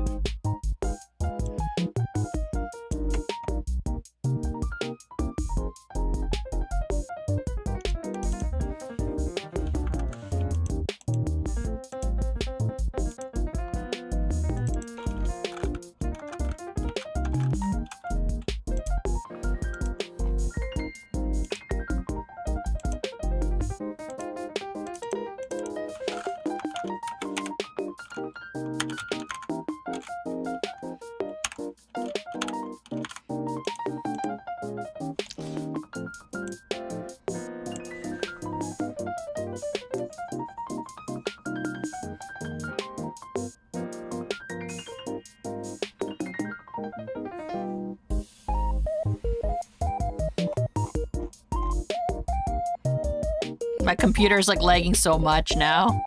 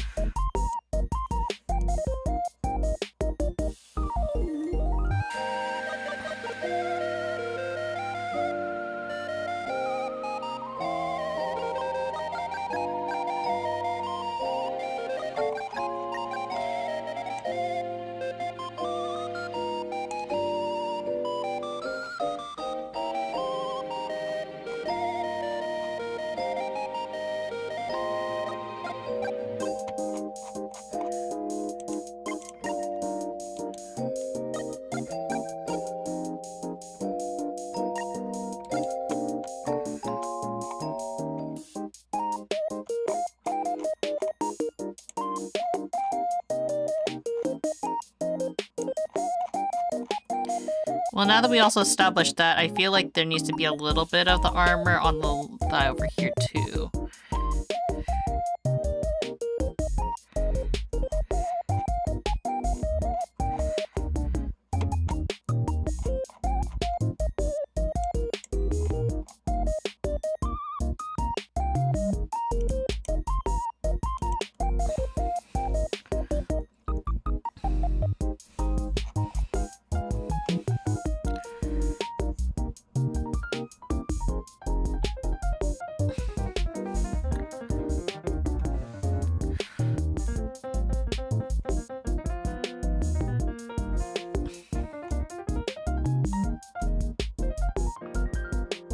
Yeah, like that.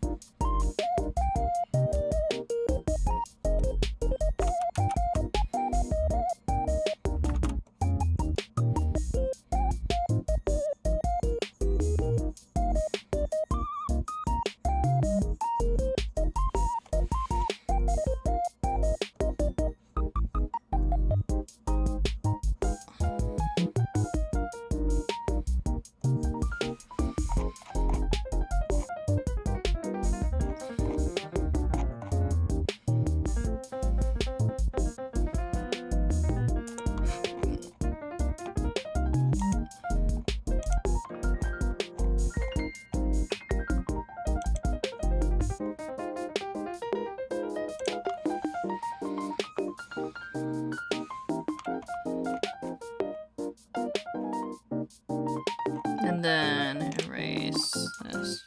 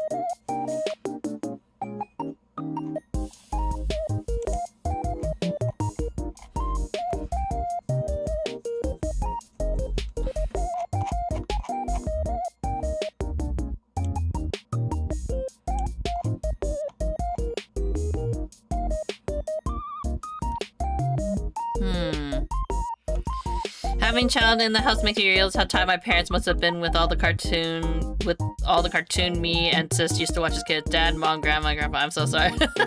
I think like we have that consensus when we get older. I had that consensus when I became an educator actually, and how I felt kind of really bad about all the essays I wrote. Going like, God, what kind of nonsense did I write when I was in school?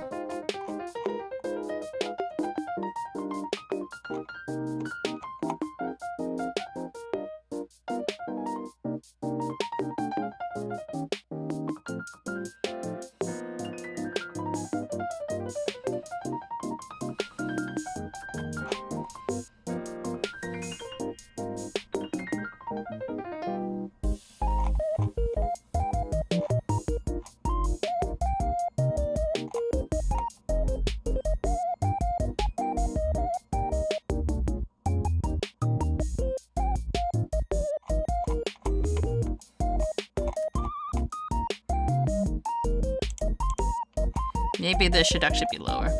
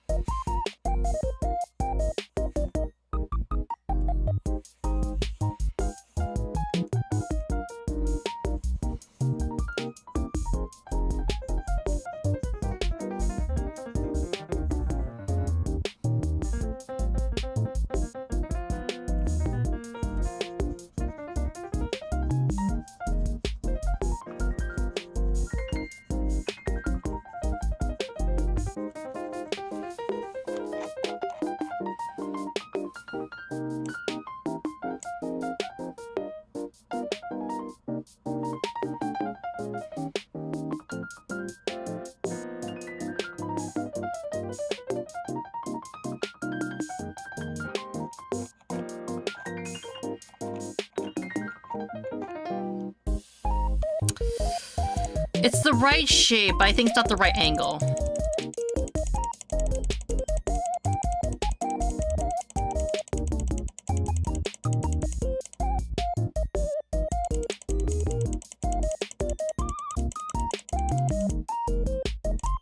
Let's start over.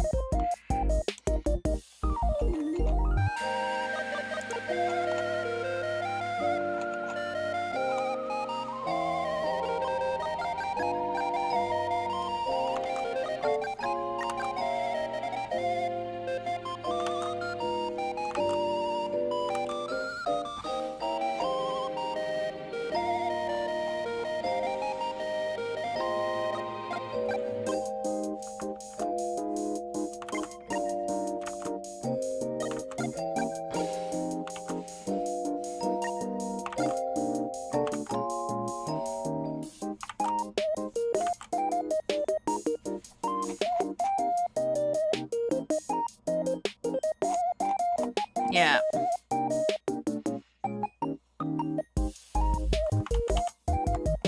Ah, this is not even the right layer.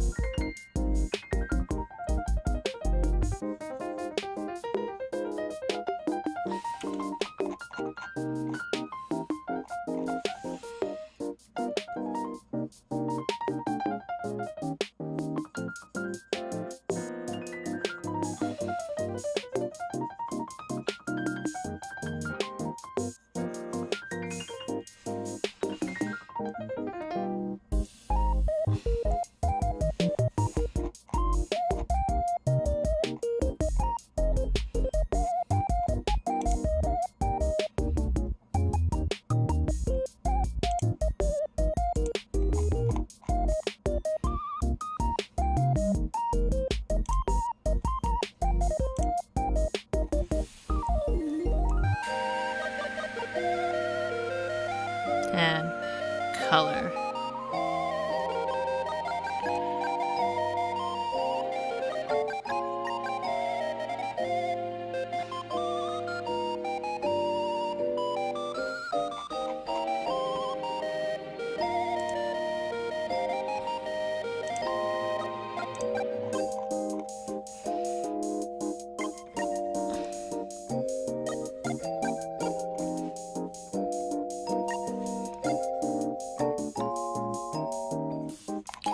And then clean up here.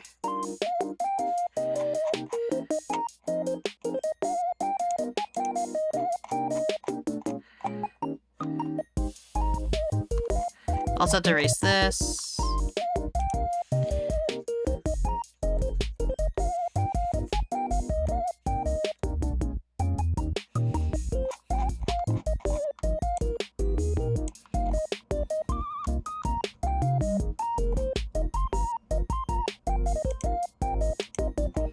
What we could do also is for the belt.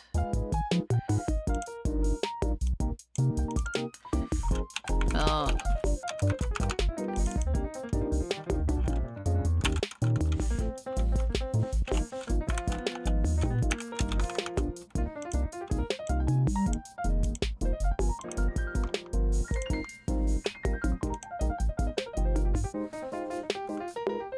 Not that one, this one.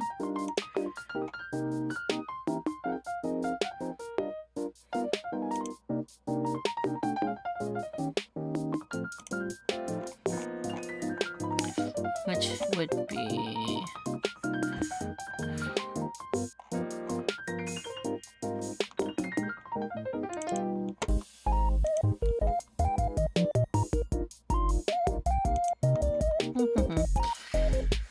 At least some cartoons are appealing to adults too, like Bluey, but the child doesn't watch that. He's watching We're Going to the Zoo song. Ah.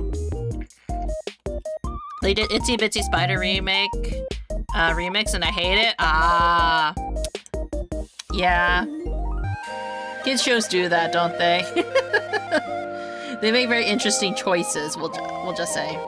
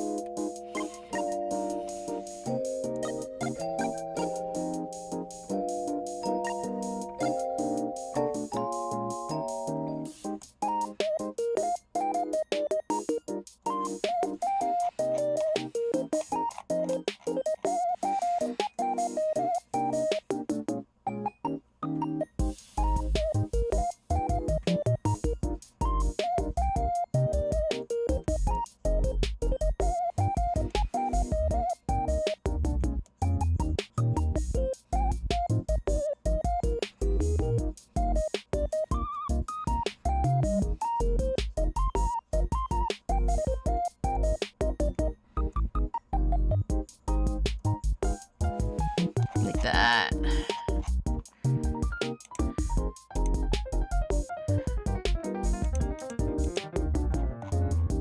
Yee. Yee yee yee.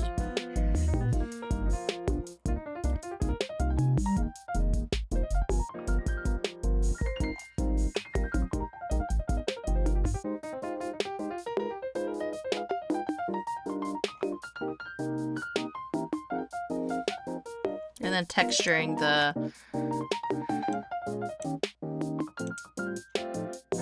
maybe spray.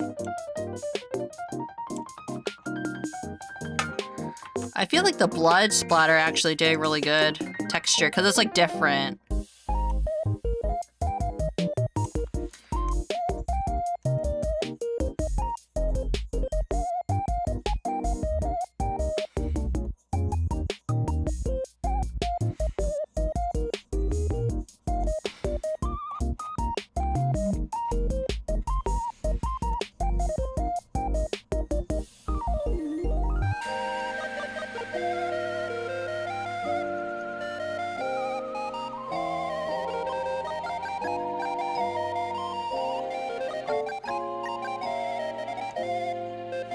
Like that, you know.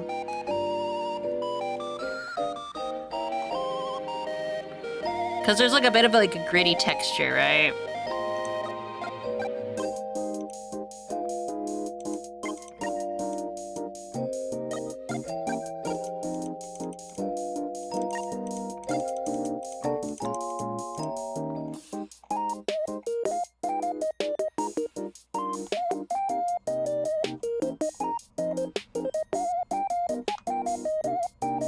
And now what we can do is we do shadow.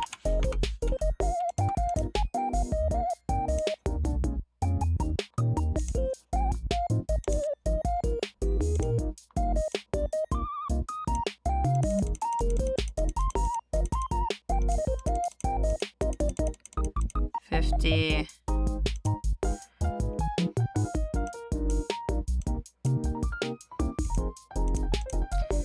Then we do some basic rendering. Wow, we got this pretty done fast, I think, overall. Sometimes it takes me a couple days to get through this. I think because today I just really locked in, you know?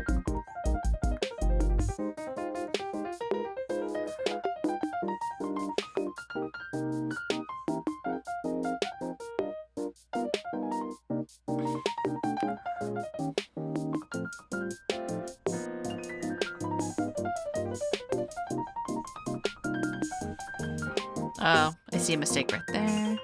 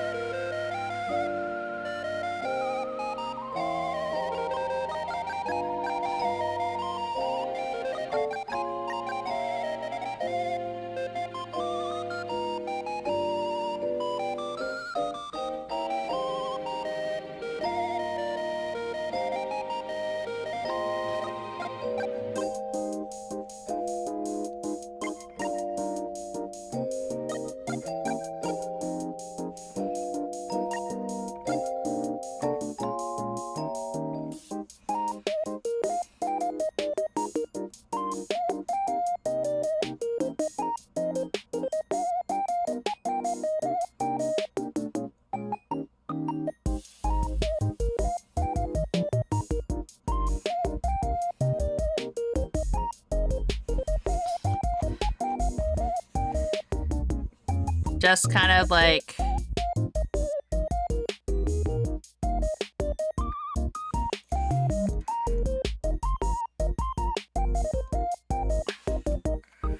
I'm just putting like the general like deep, and then we're gonna kind of even redo a couple of parts added in, so you're going through a fast pace.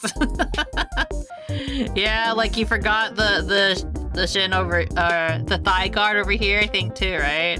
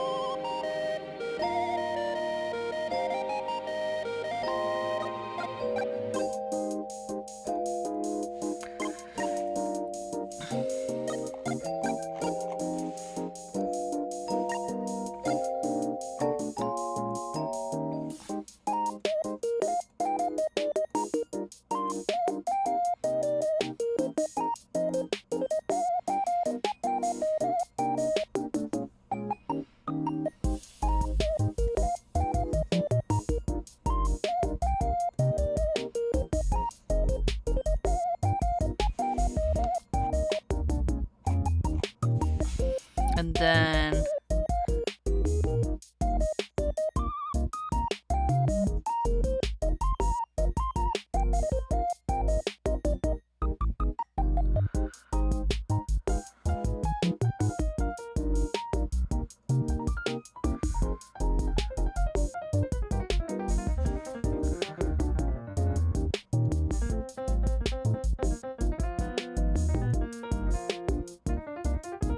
There we go.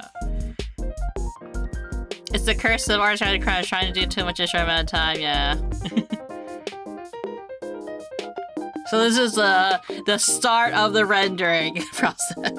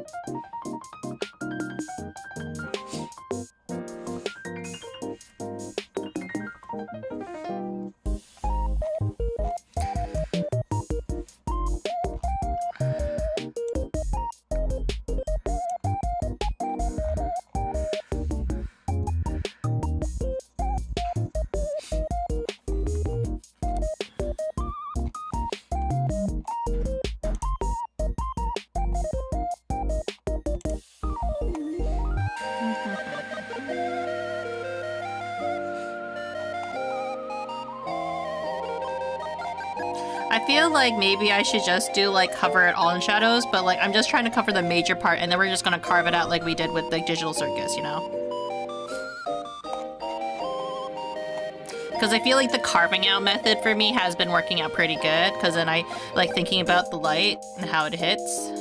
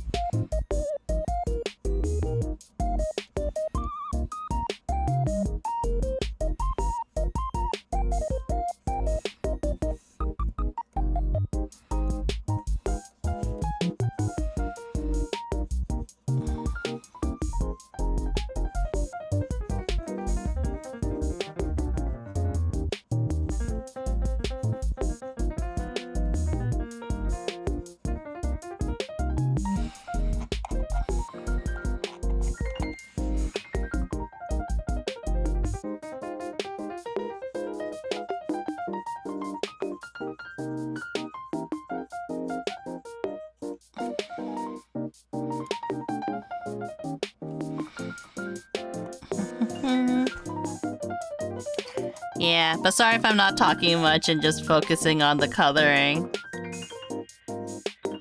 I know some people come here for when I like am super chatty and having like stuff like that, but like today I just like I think it's like after like fighting Roxas and like the energy of that one, it's nice to have like something that's like very much like, okay guys, we're just gonna chill today and color.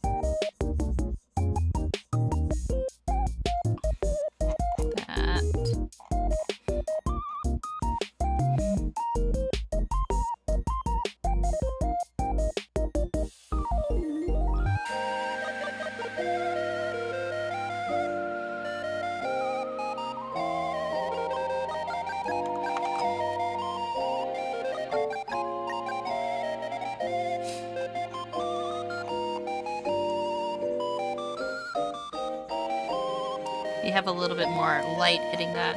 A little bit of shadow as well.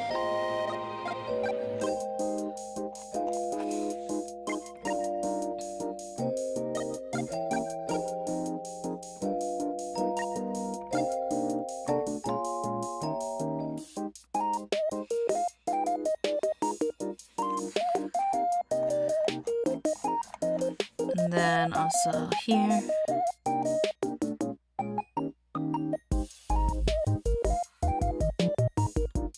That.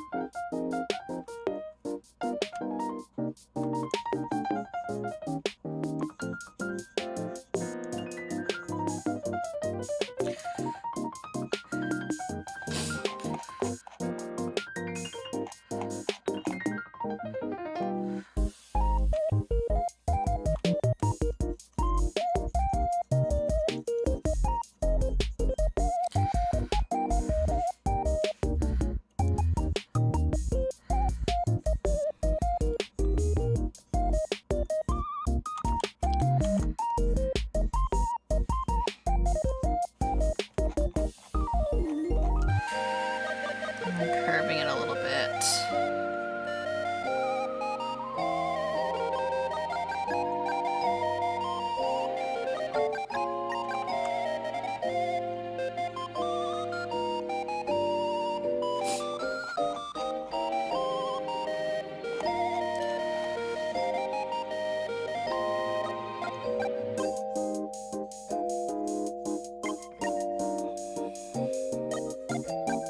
Make sure you stretch Oh god, out.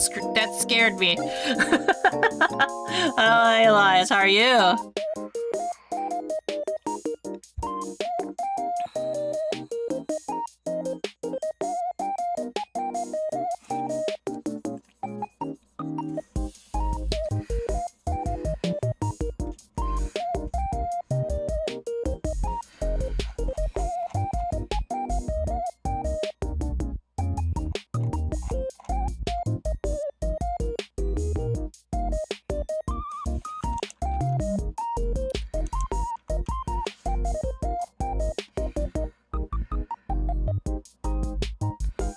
How are you, Elias? I'm good. I said what I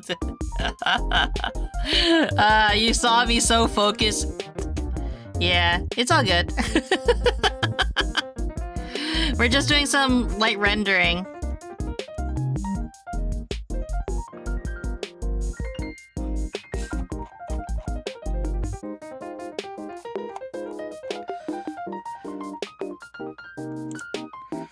I feel like...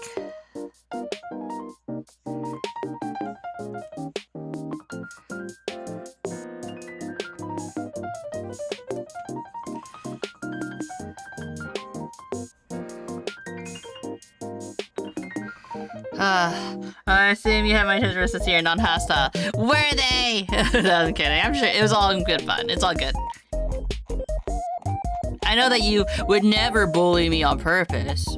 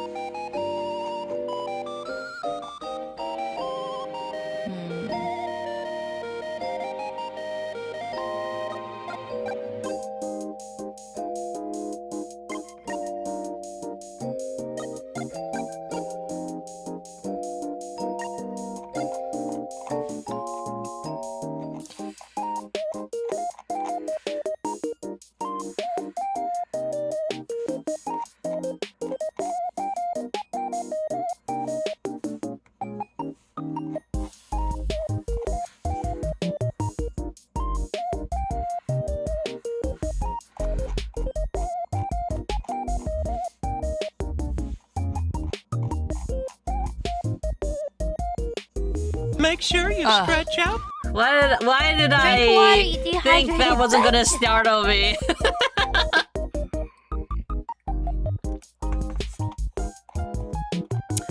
Huh. You guys are all scaring me today.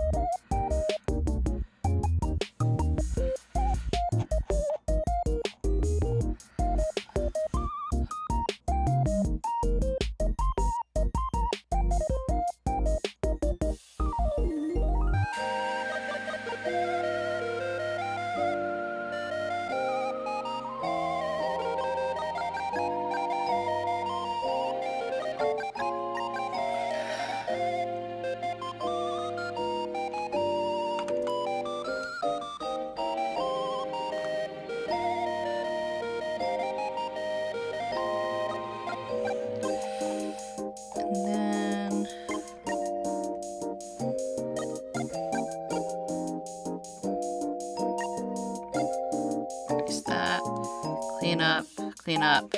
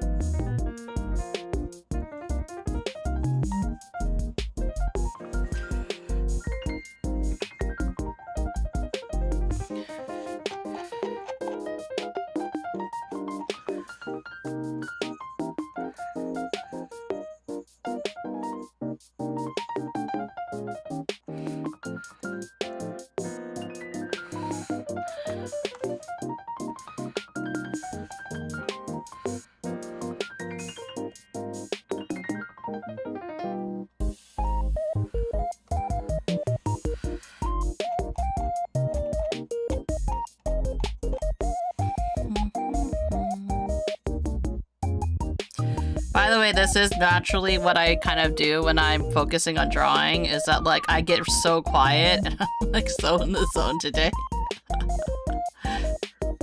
Usually I talk, but today I'm just like, no, it's all about the comfy coloring today.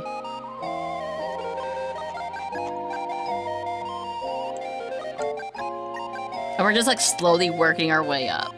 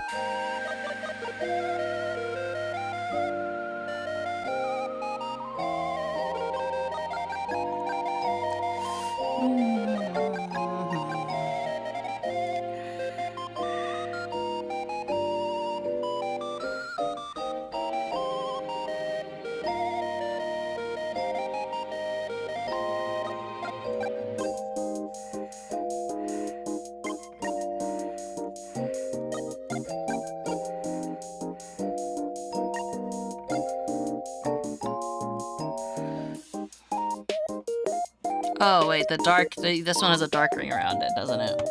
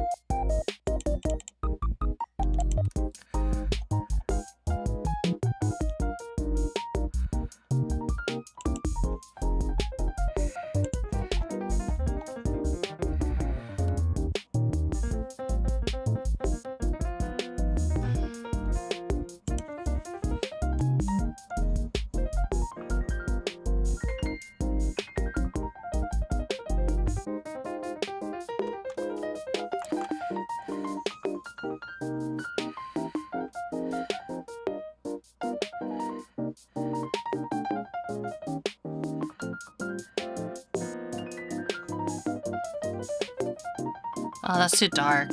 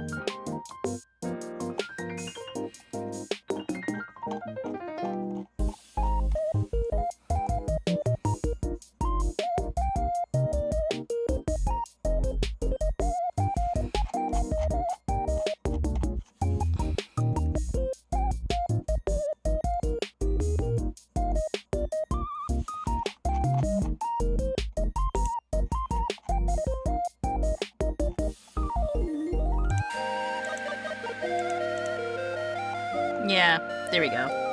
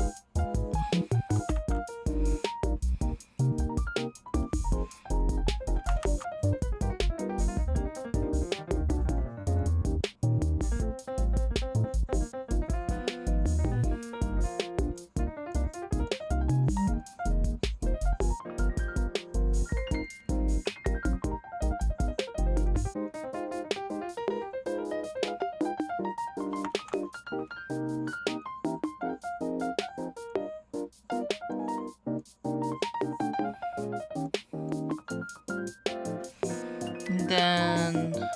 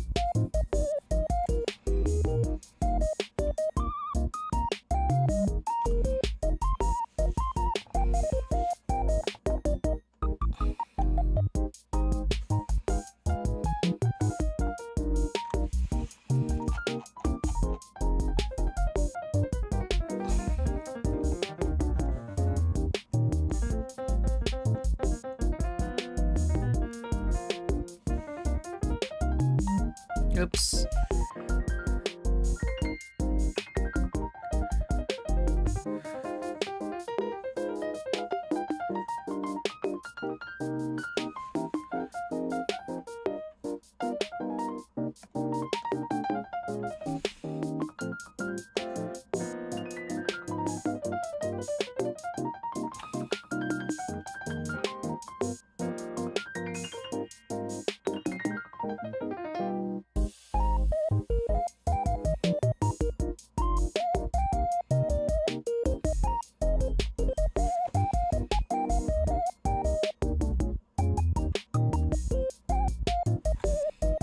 Gosh, when you like accidentally like screw up your thing.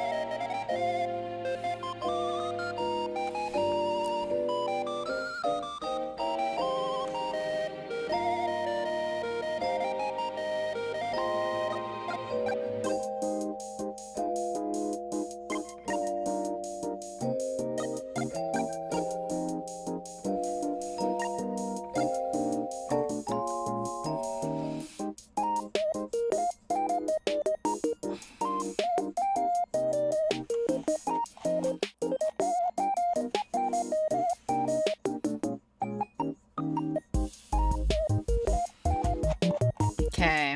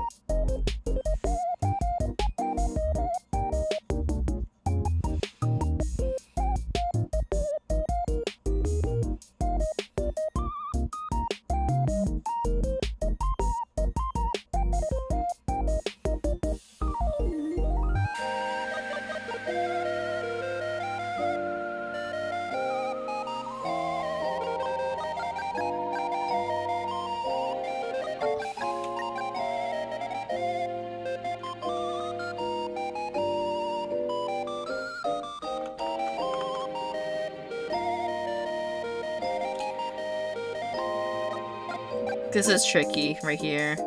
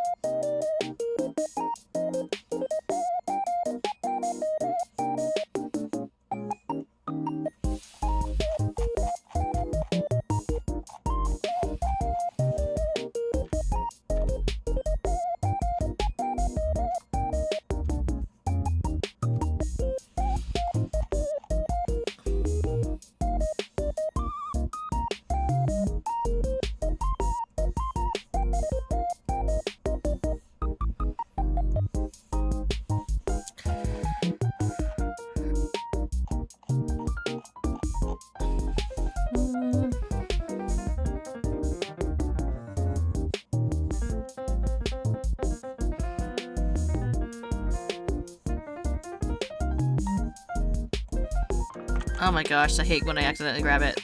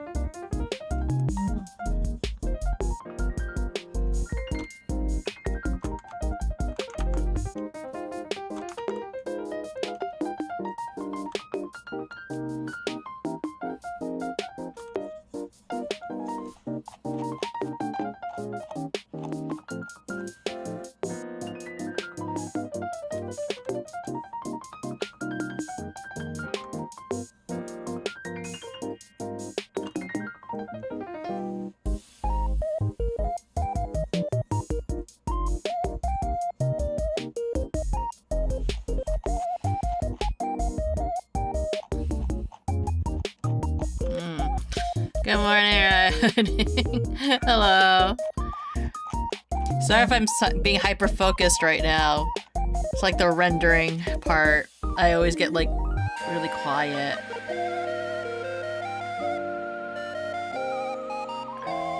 Trying to get all the details of the shadows.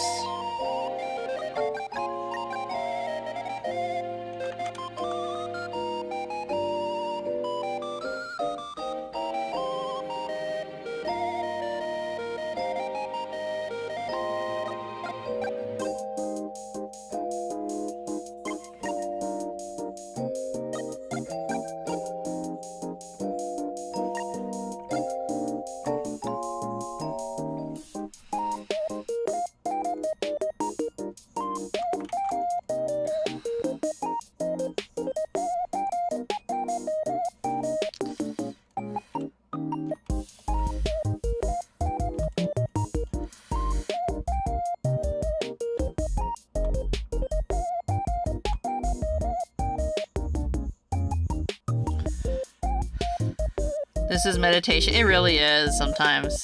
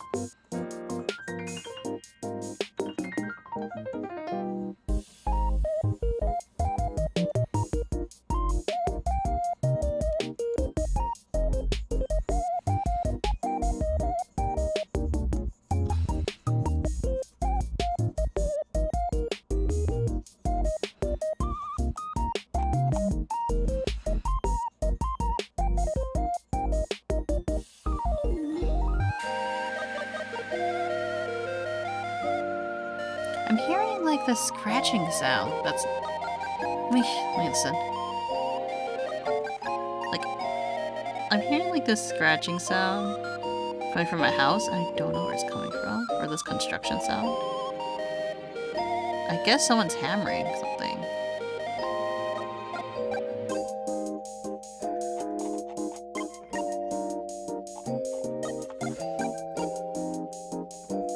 Man, it's so quiet in my place. It's from upstairs? Oh, okay.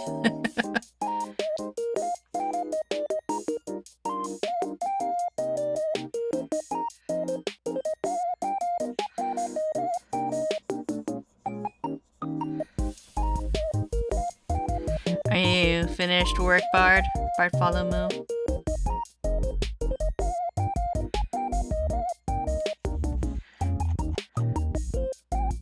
The child locked me out of the house. What? What's going on with Juice? Juice, how?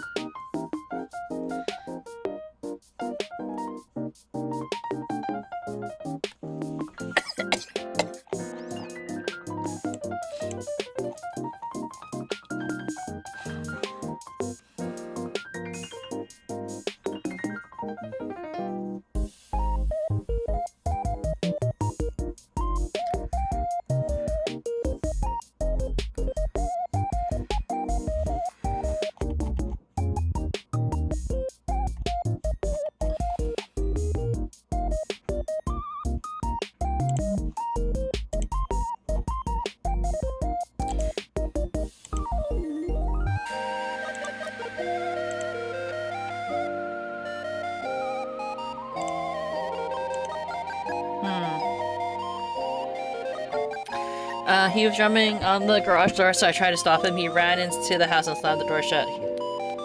He also locked the door. Dang children. Dang children and their rebelliousness. At least he knows, does he know how to unlock the door?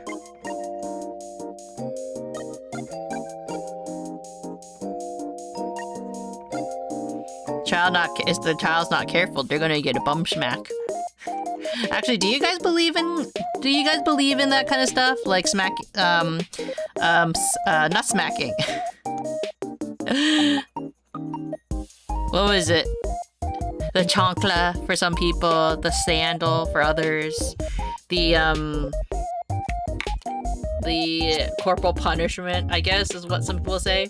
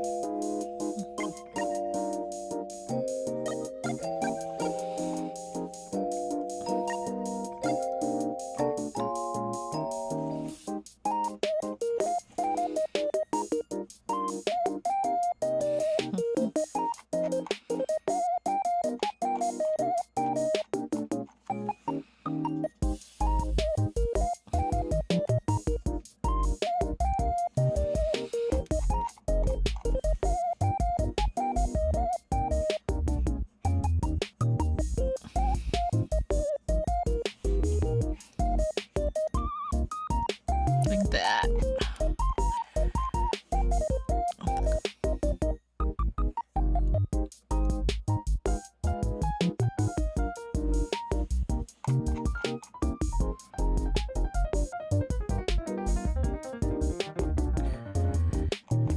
Oh, and you also erase that.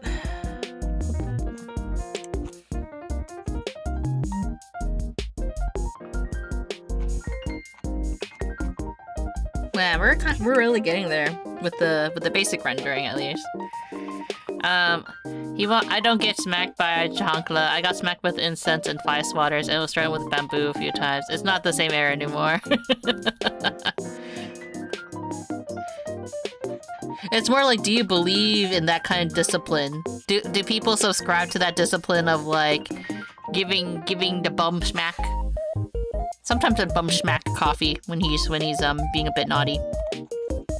Does it really do much? Not really.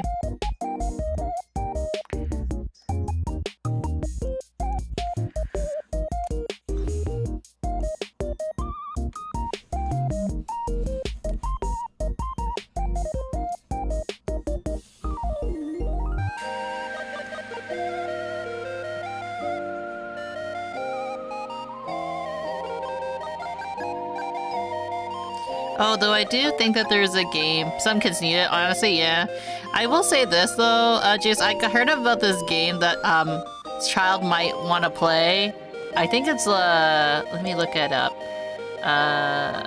It's a farm game. That I heard about. Apparently Jacksepticeye played it, and Cyril, my sibling Cyril, was just like, "Oh, Munii, you're gonna like this game." It's called My Voice Zoo. My Voice Zoo, yeah, that one. I feel like the child would like that.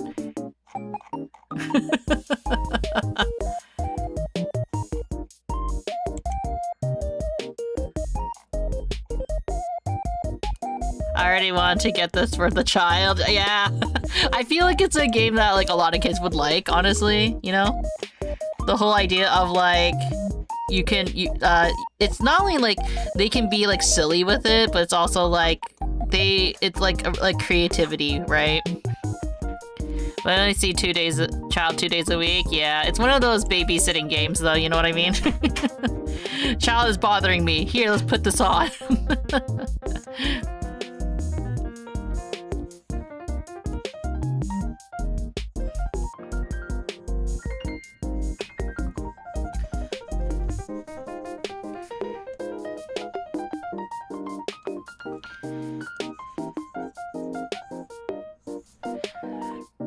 I've come to boop. Hi, Guardian. How are you? I see you've come to boop.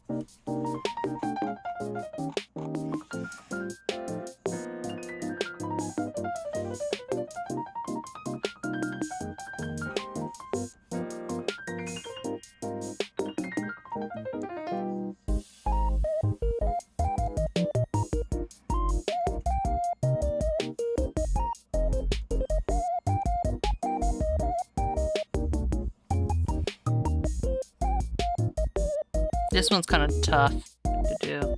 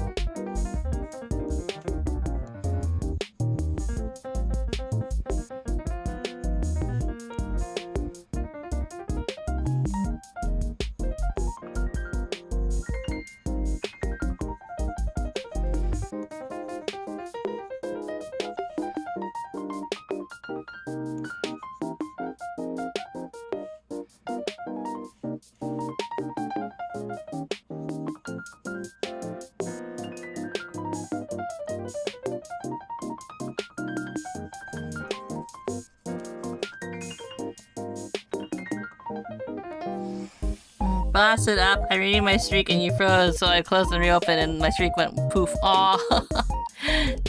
Are you sure I froze or I was just really still?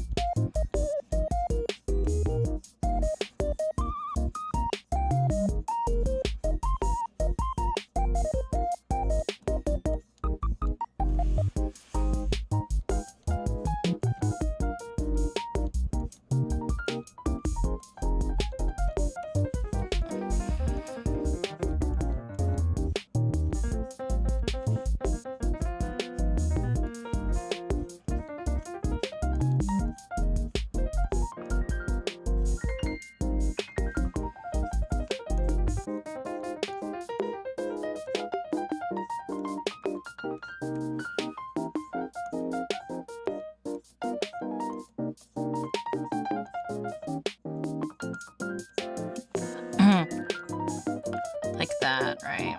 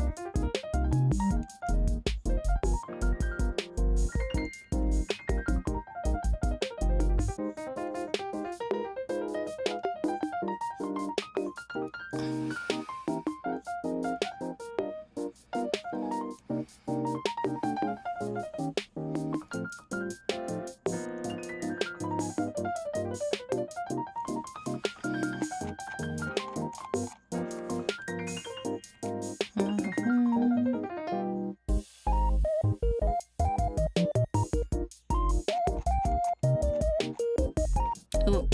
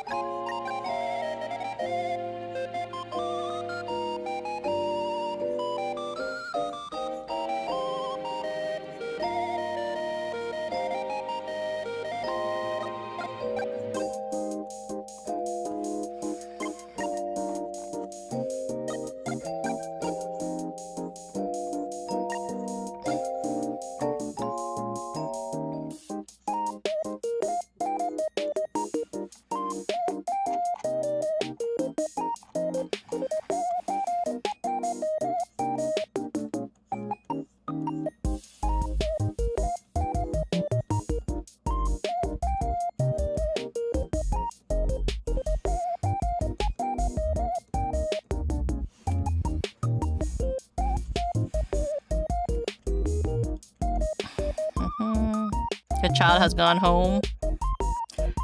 Juice is free. Juice is free.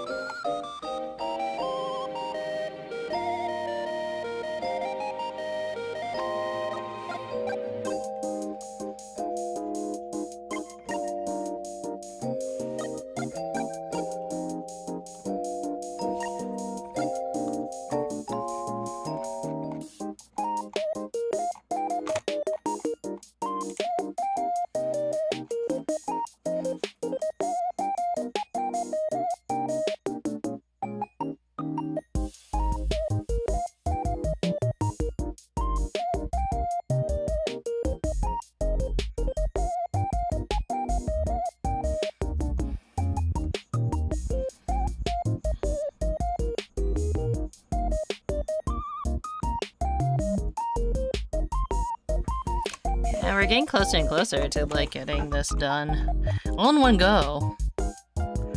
This has been a very meditative, quiet stream today.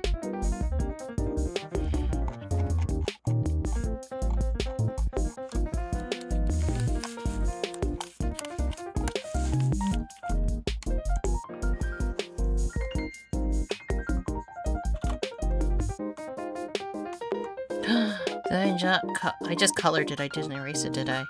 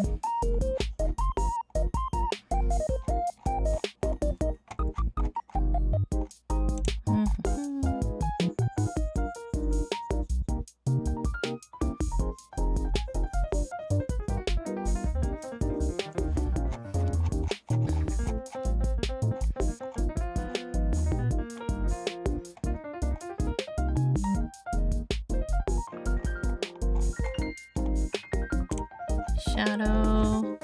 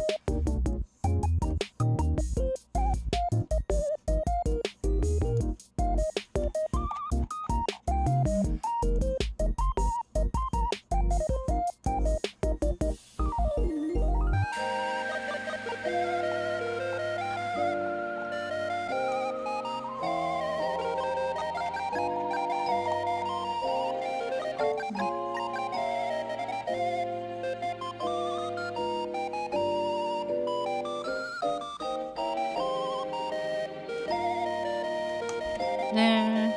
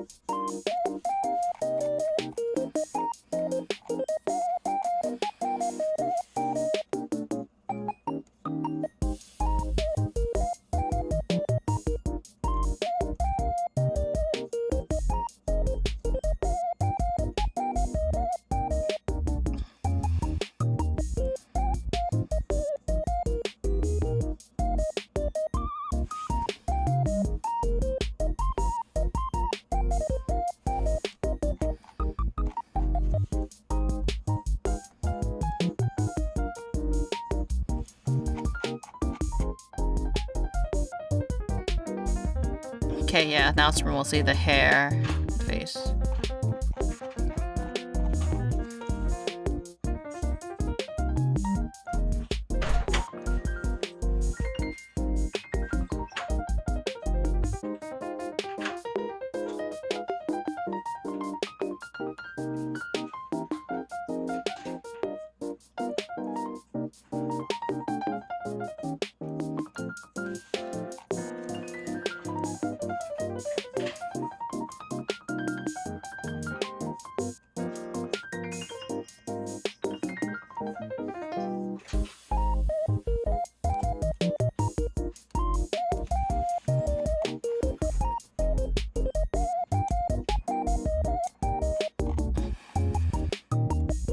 Welcome back.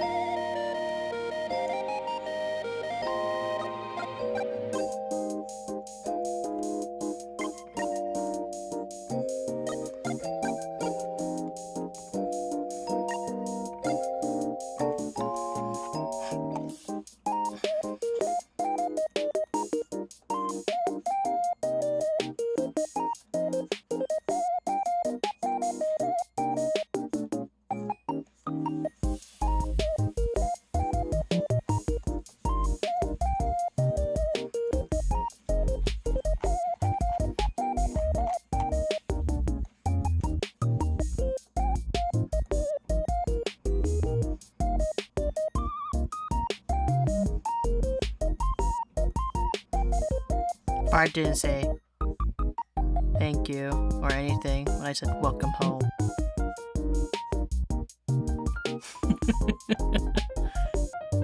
Try to be a good wife, doesn't even respond to me.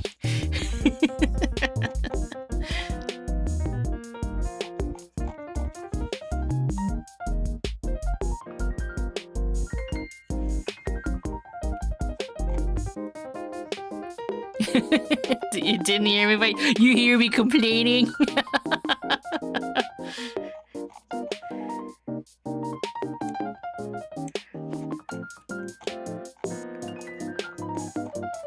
Yeah.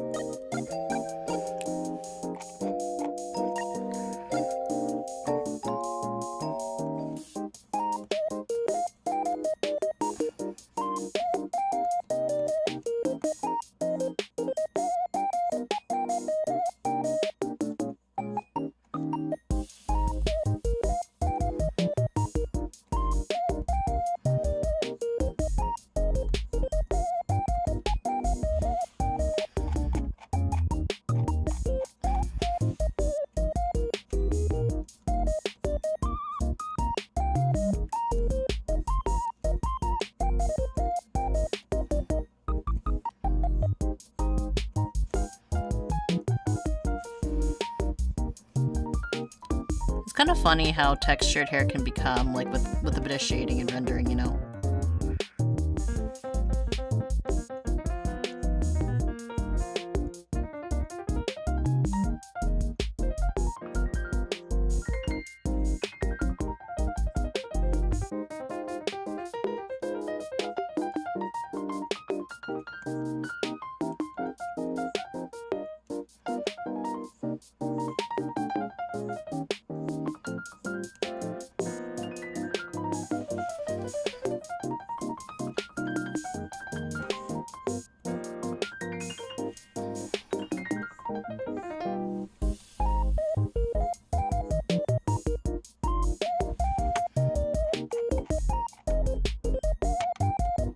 Because if you like tell that, like you can look at the difference between like this versus the top part of it.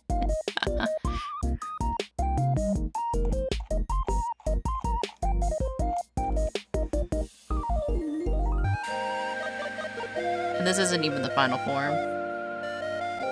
Grab the... Press the button again.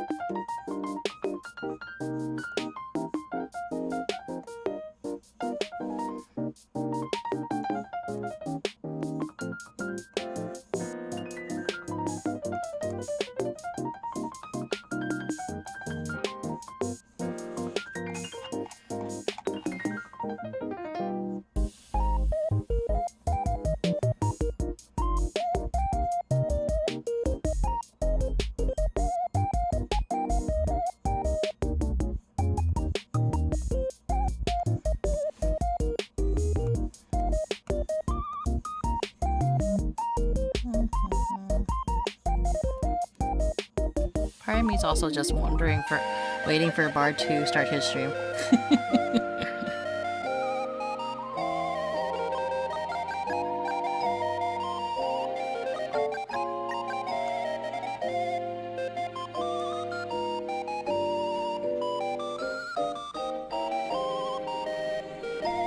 I wonder if I should have like listed this as kind of like a what was it like what people do when they work together on projects, like the kind of like the work study, or like the like someone else is like kind of like studying or they're working on something, like the co-work type of streams. Maybe I should have listed this as one of those, you know.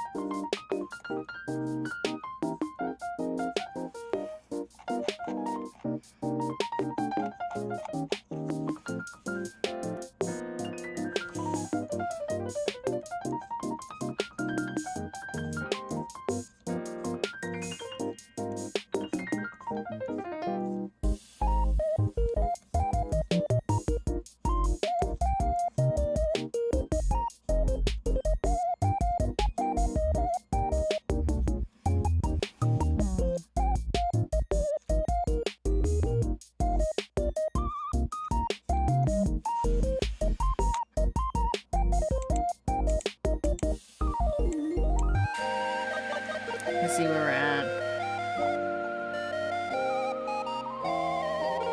I'm not sure how I feel about the hair. I feel like Bart's probably gonna redo that part.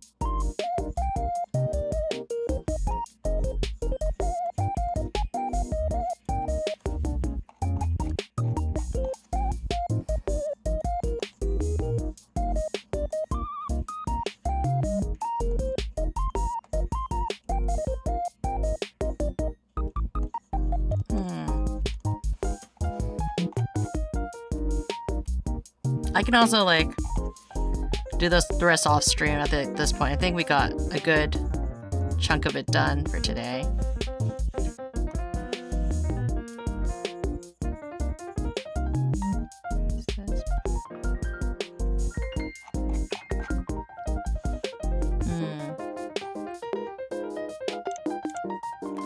But it's also kind of like one of those things, like when do you stop the stream? Because like you're so close to like finishing it, technically, in terms of finishing. I'm so close to finishing my part of it, I guess, if that makes sense.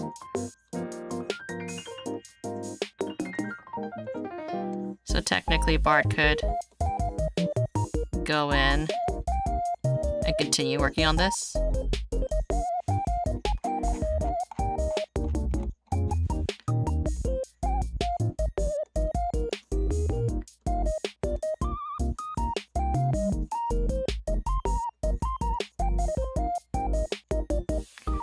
This also goes to show kind of like how long like the coloring and rendering process takes, you know, sometimes, right? Because even though to a certain extent I'm not thinking of like all like the poses and stuff like that, right? There's still a lot of time that goes into coloring. So that's also gives you kind of a better idea of like why handing this off to a colorist. Not saying that like this is something that a lot of people would have access to necessarily, but this is kind of an example of like why people hire colorists like or have colorists in the comic industry, right? Why it's not all done by one person, or have assistants, honestly, even in the manga world, right? Or rather train people to specialize in like replicating like specific techniques too, so then they don't have to do it themselves anymore.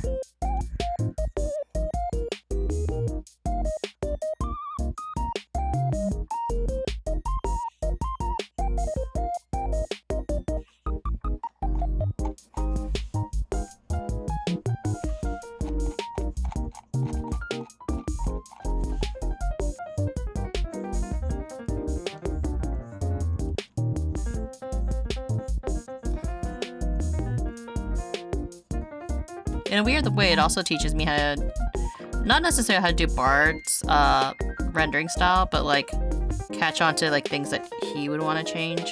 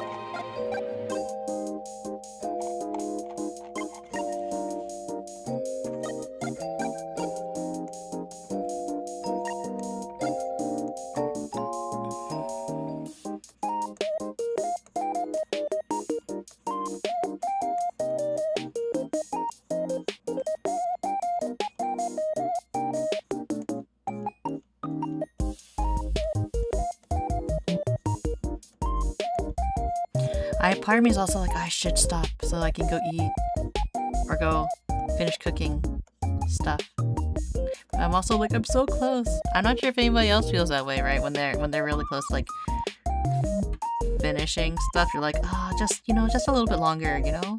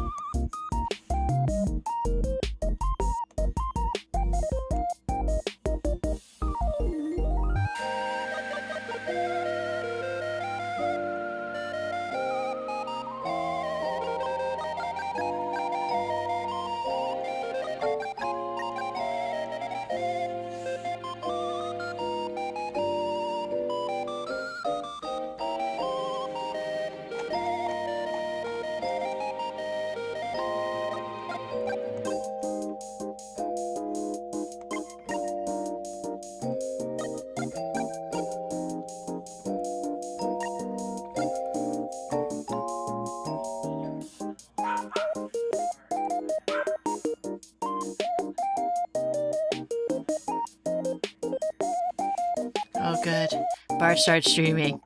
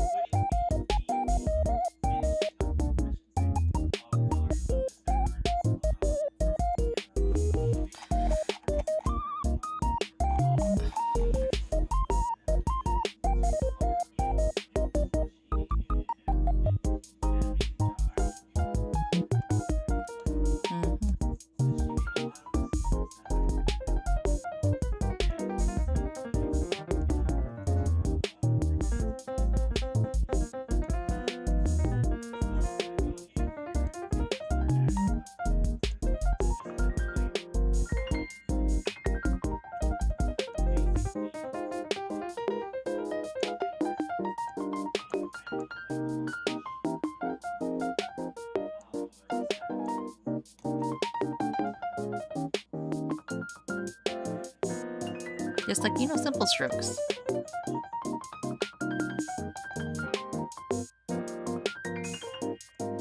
Make it a bit pointy.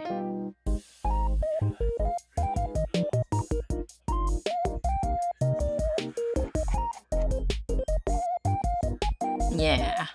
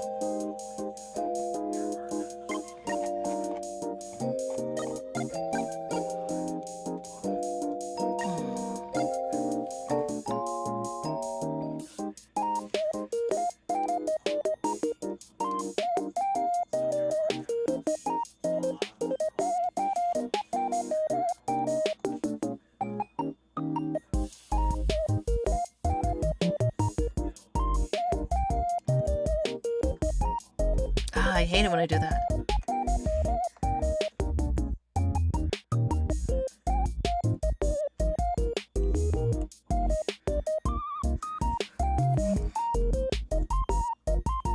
I didn't do it, did I?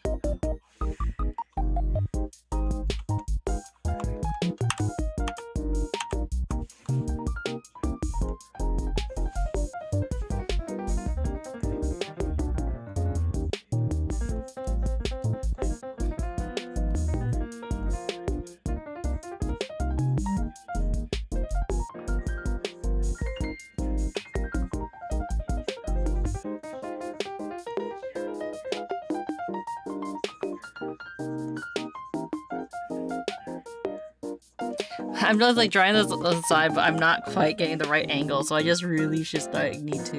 You know what I should do? I should have like, I have seen those tools where like they have like those tools where it turns it for the canvas for you. I really should.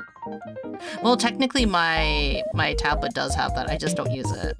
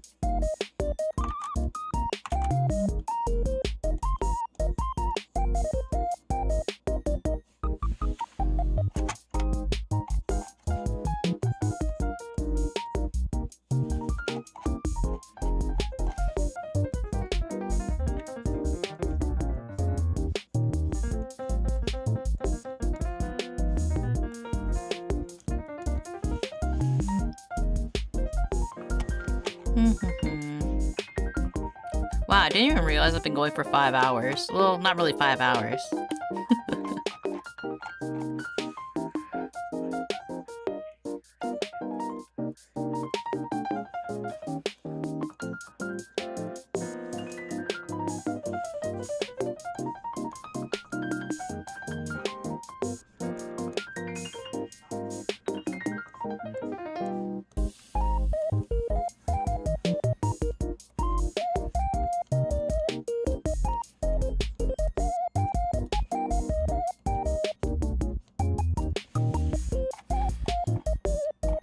I know that Barb will probably go into more like detailed shadows later after this. But we're just kind of putting the base shadows right now.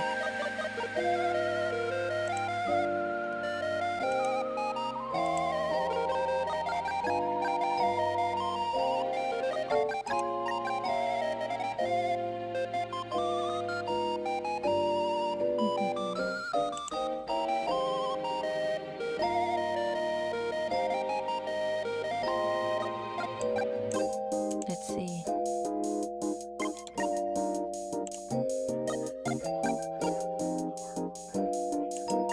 Where is he?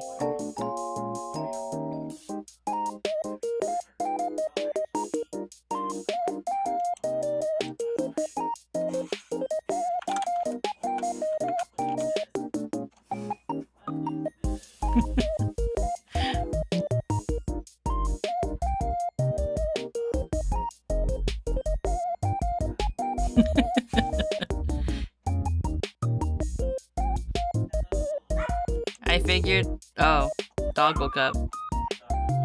As soon as you said hello.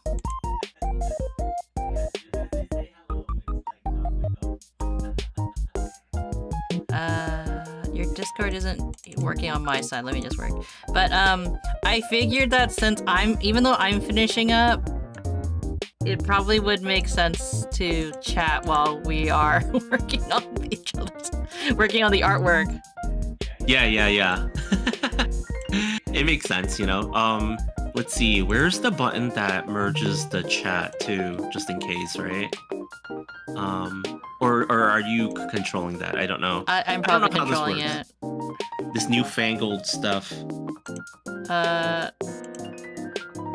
Shared. But yeah, I was just mentioning you. You left. You left by accident. Oh, did I?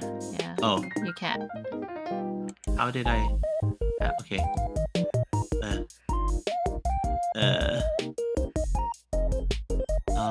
Maybe I can click on something to. Maybe click on the invite. notification. There. Join here. I guess when you close that window, it just closes it completely, huh? Okay. Maybe you close it again. Close again.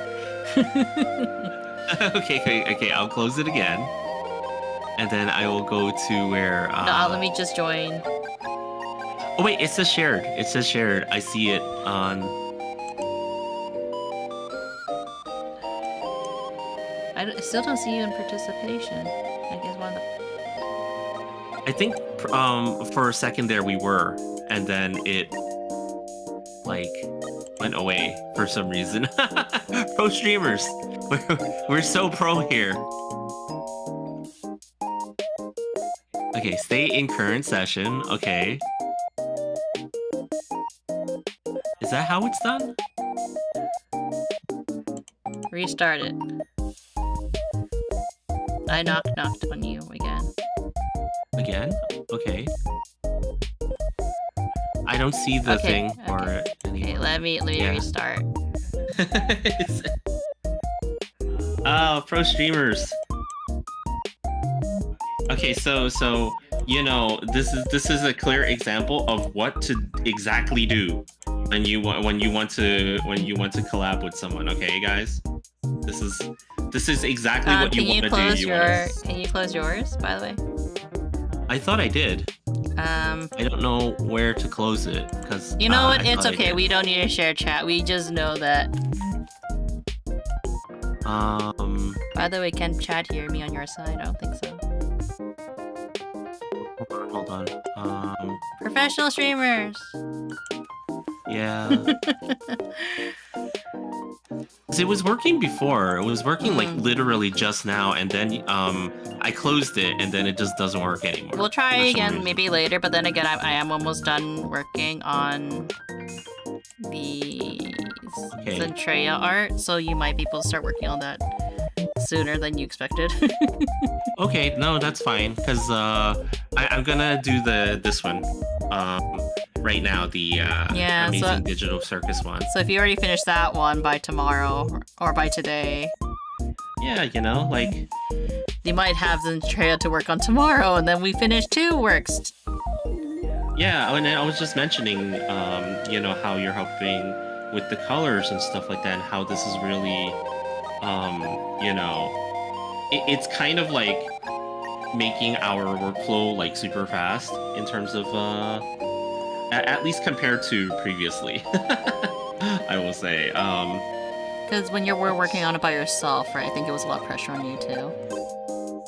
It's not really pressure. It's just more. I think it's less pressure and more. Damn, I wish I had more time. So when you feel like you're in a time crunch, you feel like you have less time, and then that's what's causing you to feel really rushed. You know? Yeah, but I know that. I think when we had that opportunity last year with your first official convention that you tabled at unexpectedly, you felt so much pressure. Oh yeah. Hold on a second. I don't know why they can't hear you from from mines. I'm trying to figure that out Check right now. properties. Yeah. Okay. And I have you on Discord selected. Yeah, Discord is selected. I don't know why it's not. I mean, You're not I coming can up. always check. Where are you? No, hold on. I don't know why it's not happening. Hold on, guys. Technology. Yeah. People can hear you on my side, so don't worry. The superior stream. Oh, I can hear myself now. Oh, it for a second, and then it like went away. Oh, Say something again? Okay, there you go. something. There you go. Okay, finally. Finally. Munii's here, yay. It's finally working. But yeah, you know, like, I feel like this is really helpful in terms of, and like you mentioned, you know, like, I think what it is like, and this is like for any convention. I don't think it's necessarily any specific event that causes it, but when you're an artist and you're about to participate in an artist alley of any kind, you almost feel like you don't have enough work even when you do. And you're just in a frenzy to try to get as much in and done as possible. Which makes sense, And because it's one of those things, like, we kind of discussed it. When you're at when you're at an art table, you want to see variety. You don't want to just see, like, one or two things.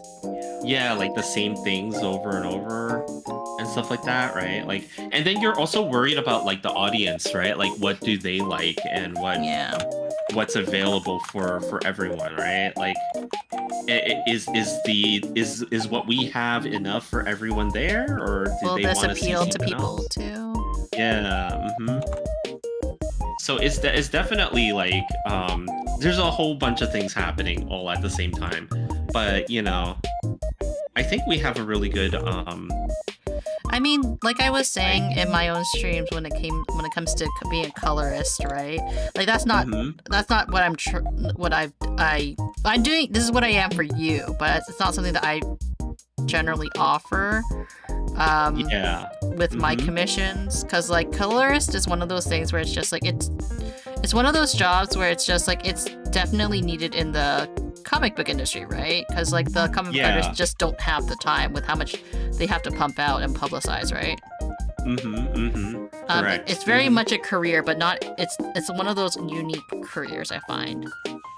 It's definitely very unique, and you know, like, I'm just very fortunate that you know, We have a colorist at home. yeah, you know, this is definitely not the norm and stuff like that, right? Like, I think in the future it would almost be like this would almost be like something that happens towards the like convention season, right? More than anything. Like, it's less of something that, you know, will always be needing to do, and more of something when we need to prep ourselves for different tabling events and stuff like that, right? People are like, wow, Munii can talk whilst drawing. Because I was so quiet for this entire stream. That's how I get. When we don't talk, I get right? really tired. Yeah, like, because you're like concentrating and stuff like that, right? I think it's definitely easier to talk when you have somebody to bounce off of. Even if you're doing arting and stuff like that. But it's definitely much harder when you're not actively talking and stuff like that. Like, when you don't have somebody to directly bounce off of, and then you're trying to focus on the art that you're doing. Yeah, and then artists who are able to do both, right? There are definitely artists that can do both, and I don't know how they do it. I think Barissa's pretty good at it, right? For sure, right? Oshio as well. Yeah. Like, these are just like there's just friends of the channels that I can think of right off the top of my head. Yeah.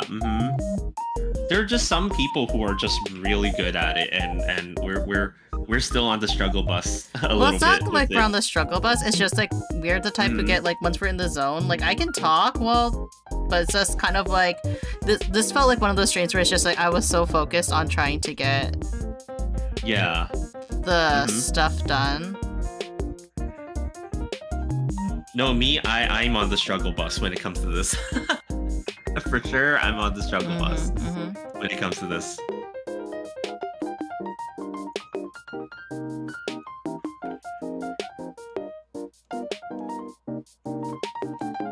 So how come you never drew the fish for this one? You know what? I didn't think to do it because they're not underwater. That's true. Like Yeah, I should have drawn them, but I didn't. Yeah, I really should have, but your I didn't favorite think to do it. character in the circus. Yeah. Your favorite NPC, I should say. I definitely should have done it, but it was like, oh, but they're not underwater, so I could have done it anyway. I mean, you know, the glitches happen. Oh no! Oh no!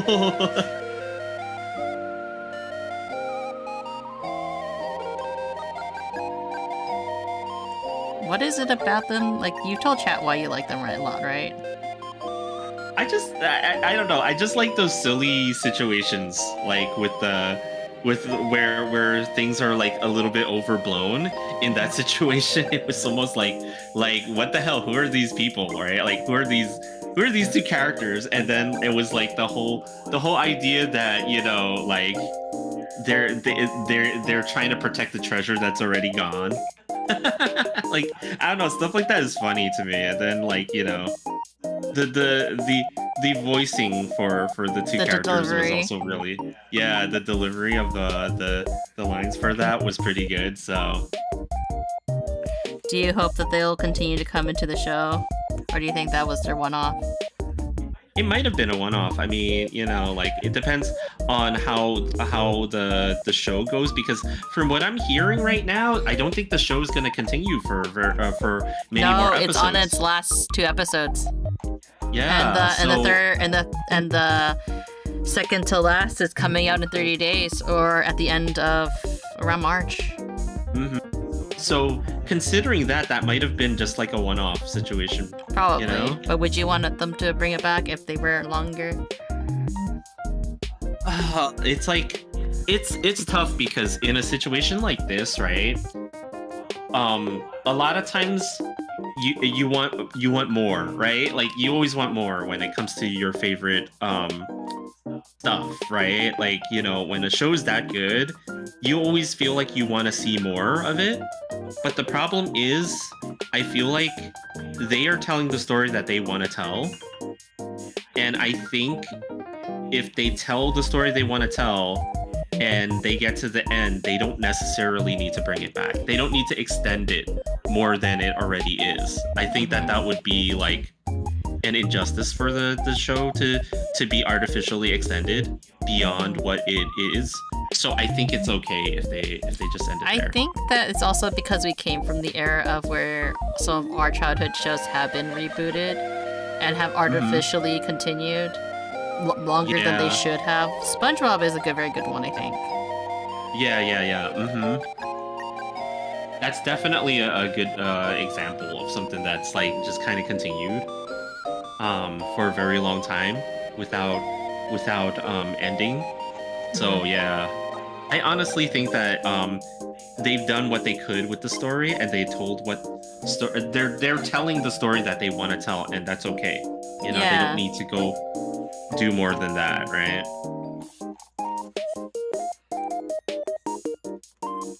How do you feel about that voice actor situation that I showed you yesterday?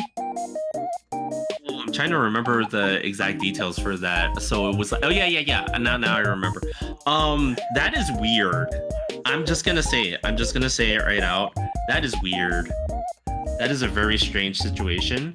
Yeah, like I guess for some context, the voice actor for Jax discovered recently that there are voice imitators, because, you know, for any popular IP, they are going to be like people who really love the show, so they want to kind of like, you know, do fan work and do like, you know, example like fan art, or they want to express it in other ways, right? Like role playing the character, right? That's never been something inherently unique to Digital Circus. I think that's also something that happened a lot in back when. In the early days of the internet, I would imagine, like on the forums. Yeah, right? role playing was a thing, like forever, you know, for certain, right? And you know, like I think that that's fine. I don't have anything against it or anything like that. It's okay, you know, people express themselves the way that they want to, right? It's like it's the issue is when it starts crossing the line of like I am that person or I am that character. Because we never did that. I'm sure like we both have like played on weird personas on forums. But we were never like I am the real life incarnation of this or that person, right? Yeah. Like you never said like, oh, I'm actually Goku. You never said that. Look. I don't know if you know this, Munii, but actually, I am Goku. You're cheating on Bulma. Apparently. Yeah. Even though Bulma's is with Vegeta, screw that guy. Oh right, it's Chi-Chi. I forgot. Oh, I'm a big fan. Big fan. No, it's okay. I'm sure people have shipped Goku and Bulma. Oh, definitely. Were people kind of weirded out that it wasn't? Well, I guess not, because like very early on, Chi-Chi was very interested in Goku. Yeah, I mean they set up a lot of stuff like Akira Toriyama, yeah. Like yeah.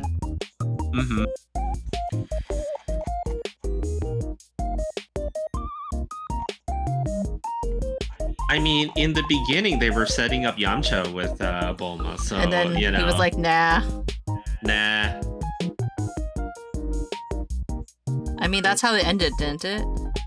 Yeah, but and then they broke up. They made the right choice. Yeah, they definitely. Like, why did they break up? So apparently Yamcha was not a good boyfriend. entirely faithful. Oh. Yeah, apparently. Maybe it was just too toxic of a relationship. Maybe, perhaps, you know. He really fumbled the bag, considering she's from a pretty wealthy family, isn't she? Yeah, Because her dad's an inventor. Father, yeah, her dad's an inventor, and the her owner mom's of a Capsule business Corp, lady. Right? Yeah, so it's like, damn. It's okay, he became a meme. Yeah, he became the best meme.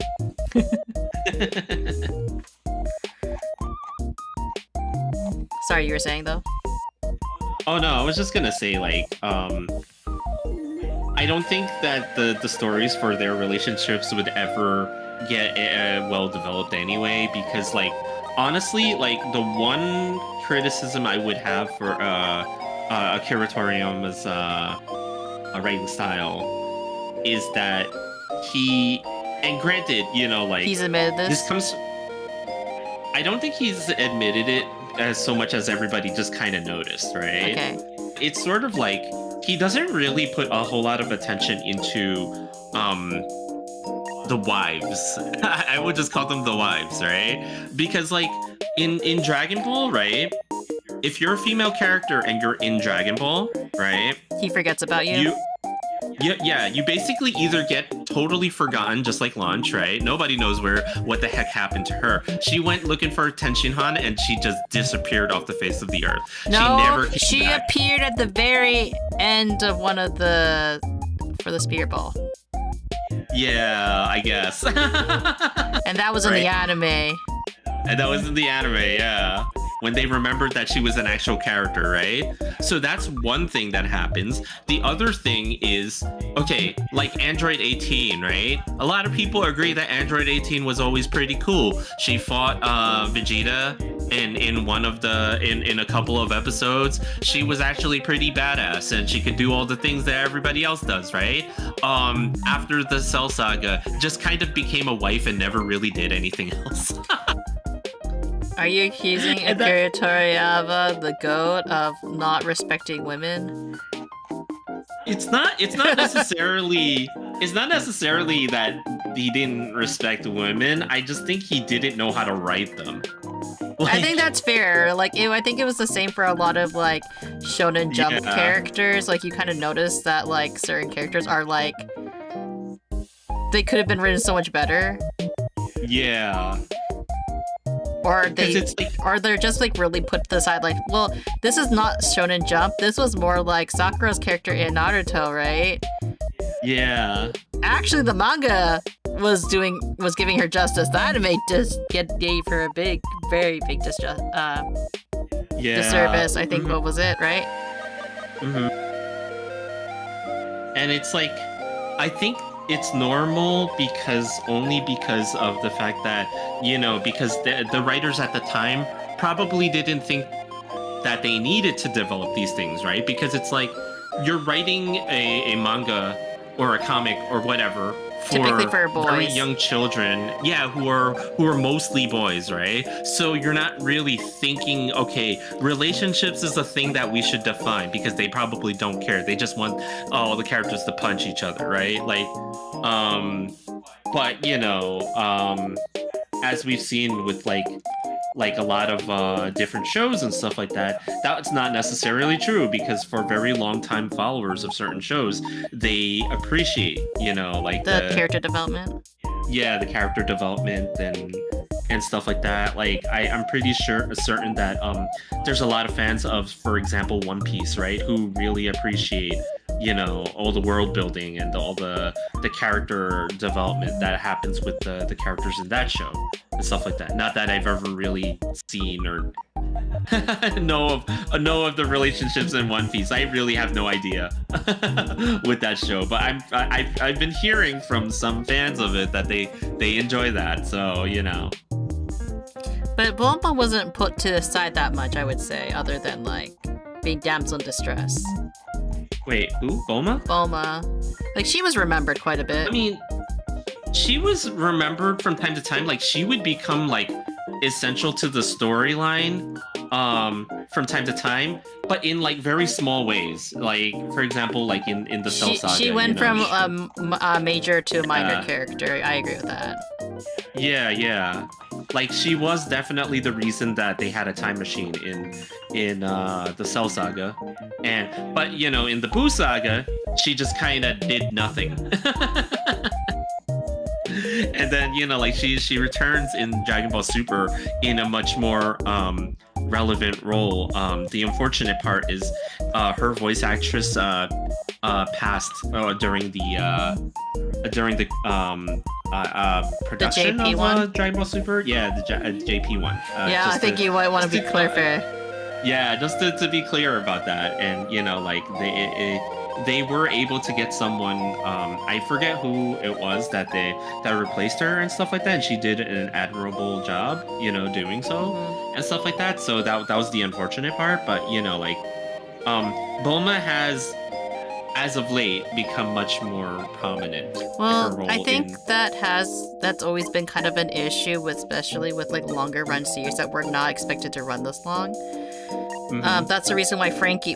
Funny you mentioned One Piece. Frankie's voice actor, he had to retire because the series went on for so long. So now, I think like the same is kind of happening with Goku's voice actress a little bit. Oh, she is like 90 years old at this point. She was ready to retire a long time ago, right? Yeah, she was ready to retire a long time ago, and But her voice is so iconic into JP. Yeah. It's that I know a lot of people don't like it though, because it's very there's a lot of right. Yeah, there's a lot of fans of Dragon Ball that say that it's not appropriate for Goku to have quote unquote old lady voice, right? Also, hi, Captain Blue Blue. Yeah, it's Kamen Rider. Kamen Rider is Andrea. Kamen Rider's Entreya, yeah. Yeah.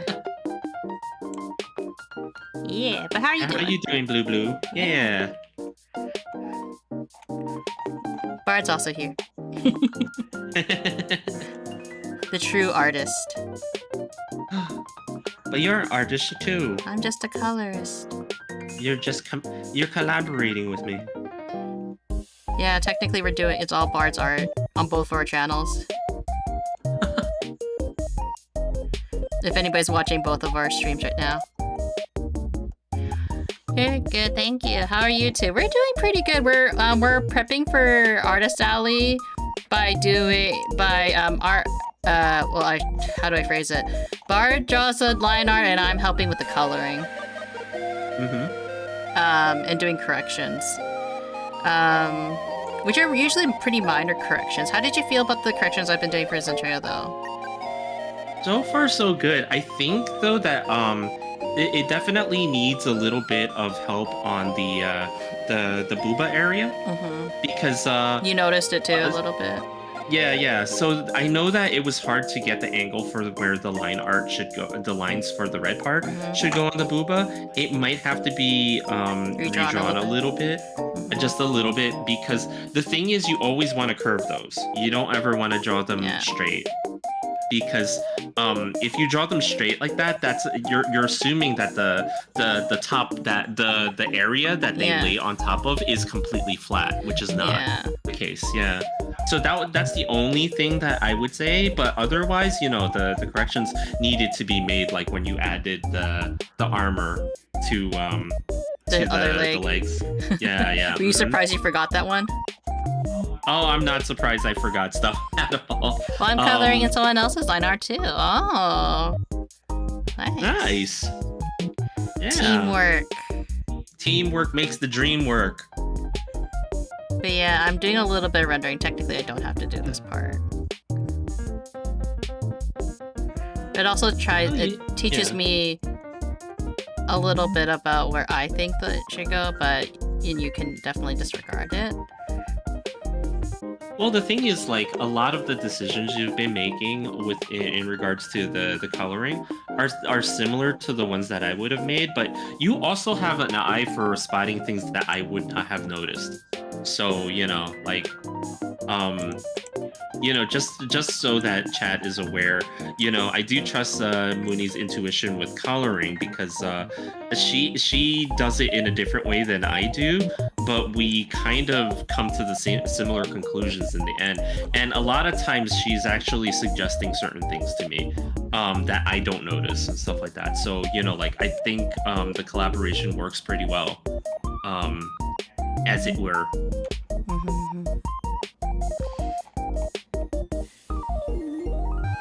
But yeah, Zentria's Kamen Rider outfit, I was kind of hyped. I feel like Tokusatsu has been coming back, even though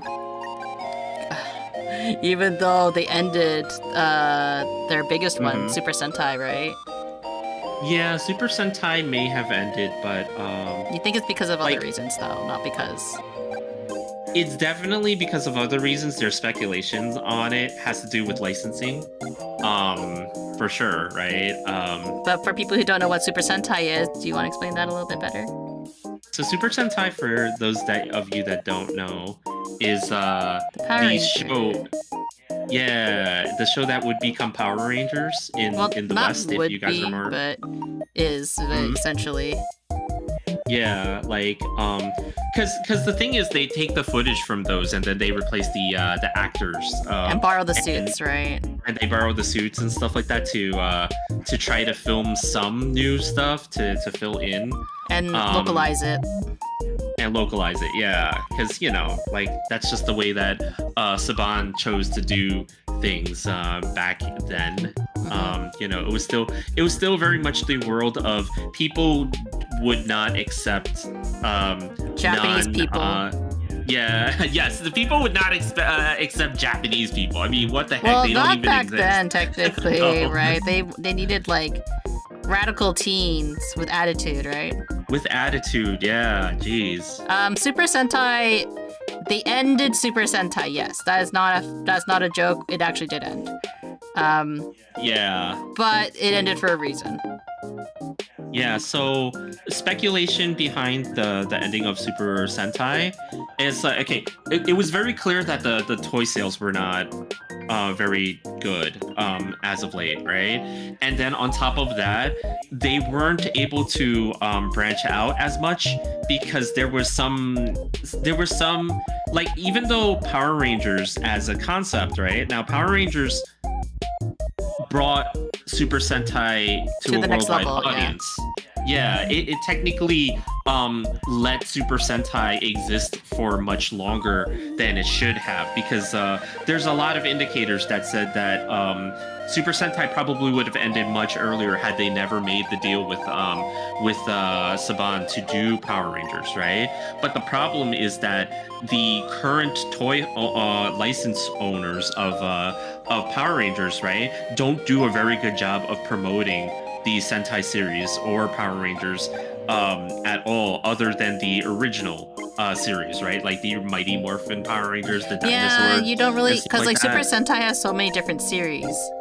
Yeah, so the problem is that they're not able to expand the brand anymore, and because they're kind of in trouble financially, they're kind of stuck because they don't have control of the franchise abroad, right? So a lot of the speculation has been that they are ending Sentai to rebrand, or perhaps so that they can get a different deal in the future. But they did come out and say that it's not necessarily over, they're just giving it a break. So they're doing the Godzilla thing. They came out and they were like, we're gonna put the IP on a break for about 10 years and Wink, then come wink. back and wink wink, nudge nudge, because that's kind of what they did with Godzilla in 2004. They were like, okay, we finally got a company to take the reins on making these movies in the West, so we don't have to make these movies anymore. So let's go on hiatus for like 10 years. And they really did not. They did not make another Japanese Godzilla movie until Recently. Hideaki Anno made Shin Godzilla in 2016, and that And it kind of was one of the better Godzillas. Yeah, I would say it's one of the better ones. It's a little controversial because some people find it to be rather boring, but I think that it was one of the better attempts at making a Godzilla movie. Godzilla also being a tokusatsu series. So this is still on topic, okay, guys? I mean, technically, right? Yeah. Because what is the definition of tokusatsu? Special effects, basically. That's basically what it is. It's special effects live action type shows and movies and stuff like that, right? So The Kamen Riders, yeah. which is Now, why Kamen Rider did a very good job of stuff like promotion and stuff like that. despite and toy not sales. having any, not having a true, I would say, localization in other countries. No, like they tried a couple of times. Like I think some of us who are old enough remember when they tried with Kamen Rider Black RX, right? With Masked Rider. Some of us remember that. It was not great. Okay, it was Attempts were definitely made. not great. Attempts were made, and then some people remember when they tried with Ryuki and they tried to make Kamen Rider Dragon Knight, which was much more successful, but did not really put a dent in the international market. Because I think I think the problem with Dragon Knight, right, was okay.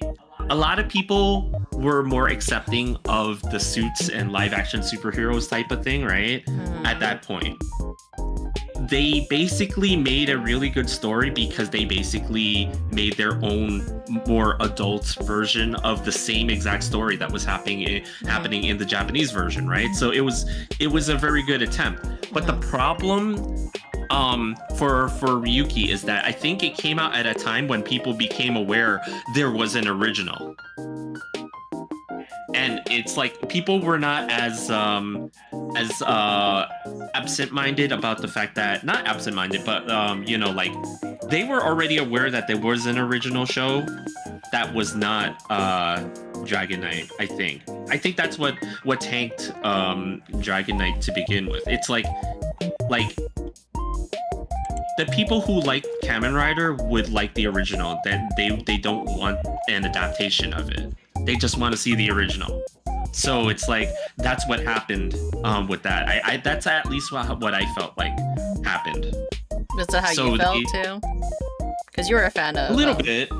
Yeah, a little bit, because you know, like I had already watched Kamen Rider Ryuki a couple of years before Dragon Knight came out. So watching the show again felt unnecessary because it was literally the same footage during the battle scenes. They couldn't really do anything to change it, right? So, you know, like knowing the original story made it feel really weird to watch the same stuff over again, but trying to interpret link it it to a different way. Story. Yeah, it's like it made it really weird to watch.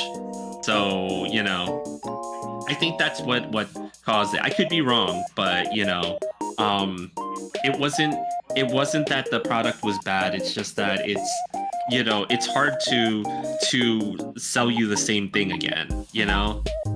But yeah, anyways,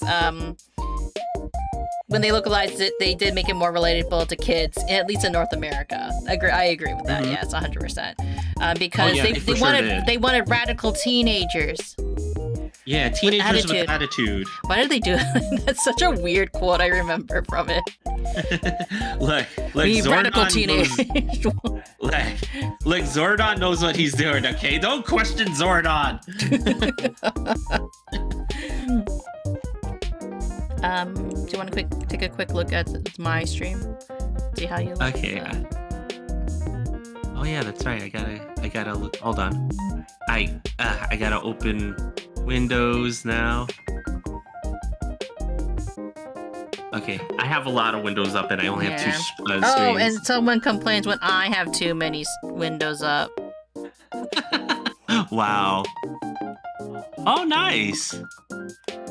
Okay. You're definitely getting there with it. Yeah, you know? It's just the boob line, right? It's just the boob line, but that's just an awkward line, I think. Yeah, it's fine. We can fix that pretty easily. It's no problem. But everything else is good. Yeah. Yeah, because the shadows aren't attached to that part, anyways. Yeah, and then we can work on adding the details on it, just like I'm doing with this one with the Amazing Circus, Digital Circus one, and stuff like that. Yeah, you know. Do you like how I textured her armor? Oh yeah. I was like trying to figure out how I was gonna do that and stuff like that. I used blood splatters. Yeah, that works. It worked really well for the texture. I mean, you know, like I would have had to download a brush myself to do something similar, but you already had it, so yeah. The original guy who played the Blue Ranger. The original Blue Ranger stayed on the longest, but was horribly bullied by the others during production. Yes, or was he the dick the whole time? No, I'm just kidding. I'm kidding. I mean, you know, like some of the stories that came out about that original cast and what was going on behind the scenes, not from the cast themselves, but rather the production staff and stuff like that. Especially on the North. They were treated. Yeah. Well, I'm not saying. Well, I shouldn't say North American only, because like it probably also happened with the Japanese talents too, right? Well, to kind of elaborate what Blue is mentioning, so David Yost, he was the original Blue Ranger, right? He played Billy on the show. He was the nerdy kid, right? That's why he was bullied. No, I'm kidding, I'm unfortunately. Unfortunately, it was even worse than that. He had not come out yet. Right. You mentioned that to me. But people knew, apparently on set. On set and stuff like that. And,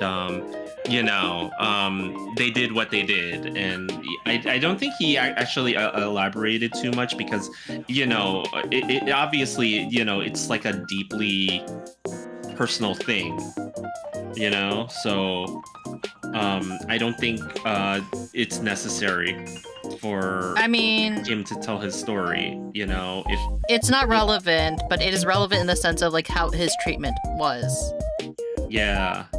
And for the longest time, they were trying to basically write him off the show, to the point where he stopped even being a Power Ranger. But yet he was still on the show for the longest time for some reason. I guess it confused people. Like, if you want him gone, just have him gone. Like, why are you... I wonder if the others publicly repented for it. I don't know if the others ever, or if they did anything about it, right? Or if they, I mean, I don't want to speak poorly of people that I did not personally know, and I wasn't there for any of this stuff, so I don't know. Not that we're condoning any of it, obviously, right?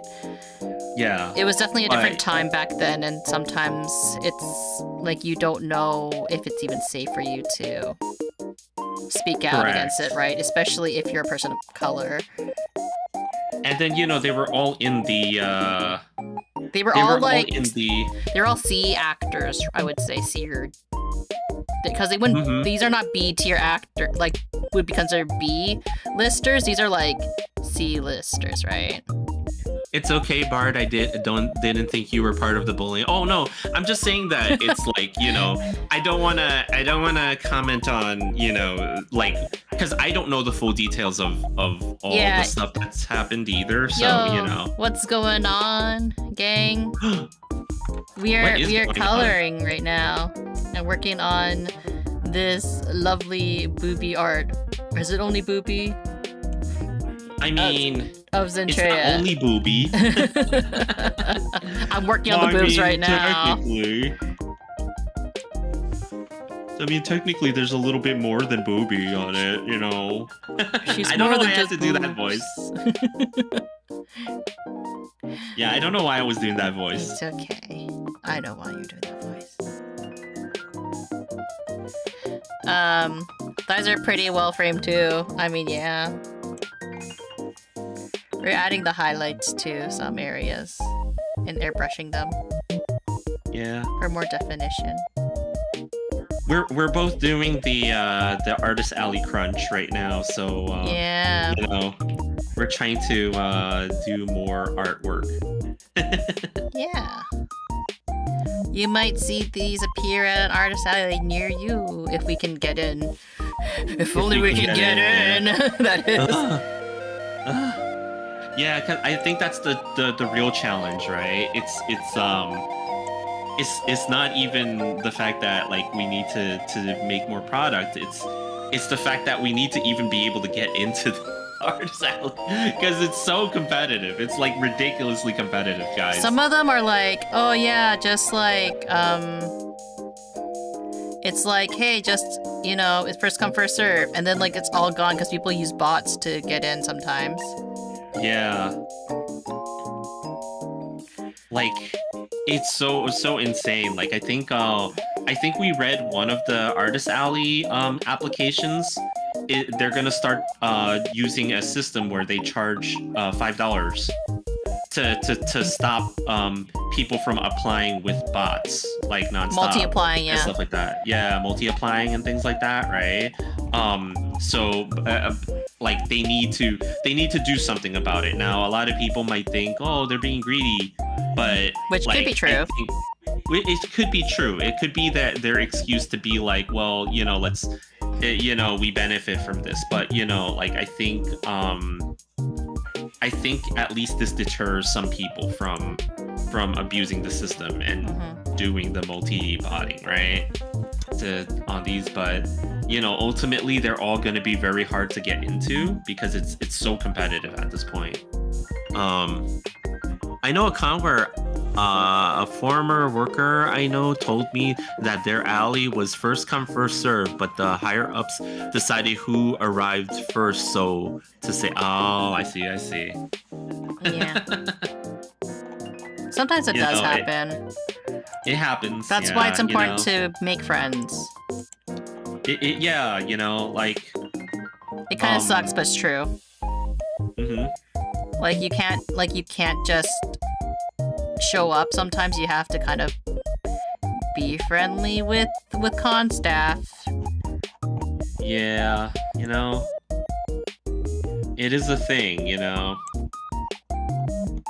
Good thing I had it in with the con staff a little bit. Well, Not gonna say for which convention we got into, but we have been applying to other ones though. Yeah. Mm-hmm.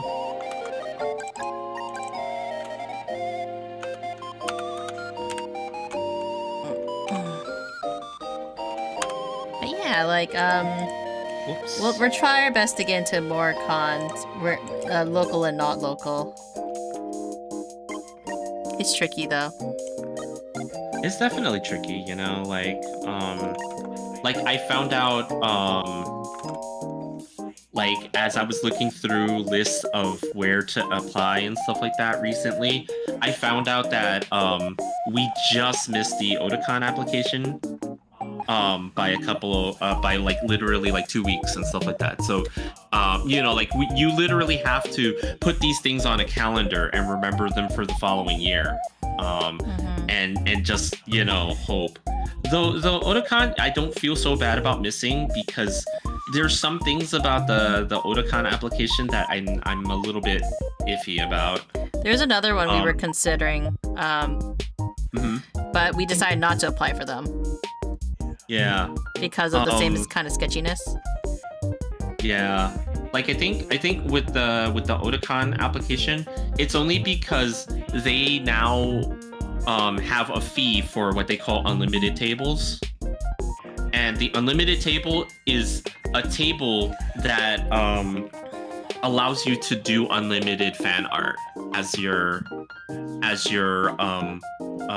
product, right? Because they want you to sell more original art, apparently. Yeah, like if you don't have the unlimited table, then you have to have 50% original, which is not a huge problem or anything like that. But a lot of people do understand that as an indie artist, your original stuff is probably not going to sell quite as much as your fan art. Unless you are a very specific artist.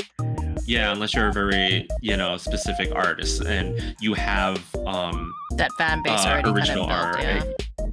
Yeah, so it's like it's one of those things where it's like, whoa, they are literally charging they're putting a price on that now, which is very controversial. I would say, whether you agree with it or not is a different story. Like there are pros and cons to it for sure, but I think that there's a little bit of me is kind of like about it. So I think it's because we've grown up on the whole like artist alleys for fan art. Yeah, our artist alley had primarily been a thing, and then like again it's more for the fact that like I think for most indie artists and stuff like that, right? That, or where they get their start, yeah, you wanna get your start, and you want a way to maximize your potential clientele and stuff like that, right? So it's one of those things that puts a limit on that unless you pay a premium. Yeah. And that premium is like $1,000, by the way. It's not like add a little bit. It's like $1,000, and the artist alley table at Otakon is already $400 normally. So like I think it's the look is not good. especially for a convention that is like, it's a very storied convention. It's not like it's a new up and coming convention. This is like a very By the way, old Otakon and- is in Alberta, I believe. Right? Otakon? What was it? No, No. Oda. Oh, you're thinking. Oh no, I'm thinking of the one in the Oda Fest. Oda Fest, yeah. Otakon is actually an East Coast convention that was primarily held in Maryland, sometimes Right. in DC, in that area, and sometimes in Baltimore. It has history. They've been there forever, yeah.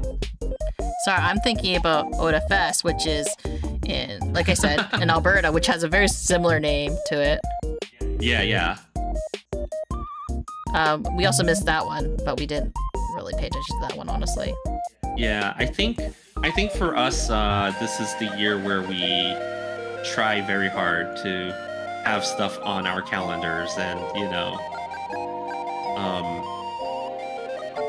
just make sure that we're very much more timely in our applications. We didn't realize people take applications for their tables like a year in advance. Sorry. They used to be like, what? How early did it used to be? Well, granted, you didn't really go to Artist Alleys back in the day. I didn't really do Artist Alleys back then, but I think that they did do them pretty early, like the application period. They did do them pretty early, but man, now it's like you said, like a year in advance. Yeah. And you've basically got to fight with everybody else to get in. And not only that, you also have to prove that you're going to produce enough new art, because some of them want you to produce how much art? Yeah. Oh yeah. So it's like, you basically have to show your display. You have to give them a photo of your table and your past displays, display. Past displays, and you have to be like churning out like maybe one piece of art every month and stuff like that at minimum, which is like difficult for print illustrators like Bard. So it's like there's a lot of different rules and regulations at this point, but I think it's because like the convention organizers, the event organizers, I won't say that they're doing anything malicious or anything like that. They just have to make sure that the people that they invite in to do these things, right, are people that will be able to fill the event, right? Like they don't want to invite artists that come and then their display only has like a few things, and it's not really like a selling point for them to have artists that can't fill a table. Yeah, and they can't produce and stuff like that, right? So, it's understandable why they do what they do. So I'm not gonna knock them for that. But we started watching like a lot of like Artist Alley artists like talk about their experiences and what to kind of expect. Like Inkwell is one that we watch a lot. Yeah, Inkwell goes to a lot of these and has a lot even of the small ones too. And Inkwell has a lot of information down to advice and even the numbers.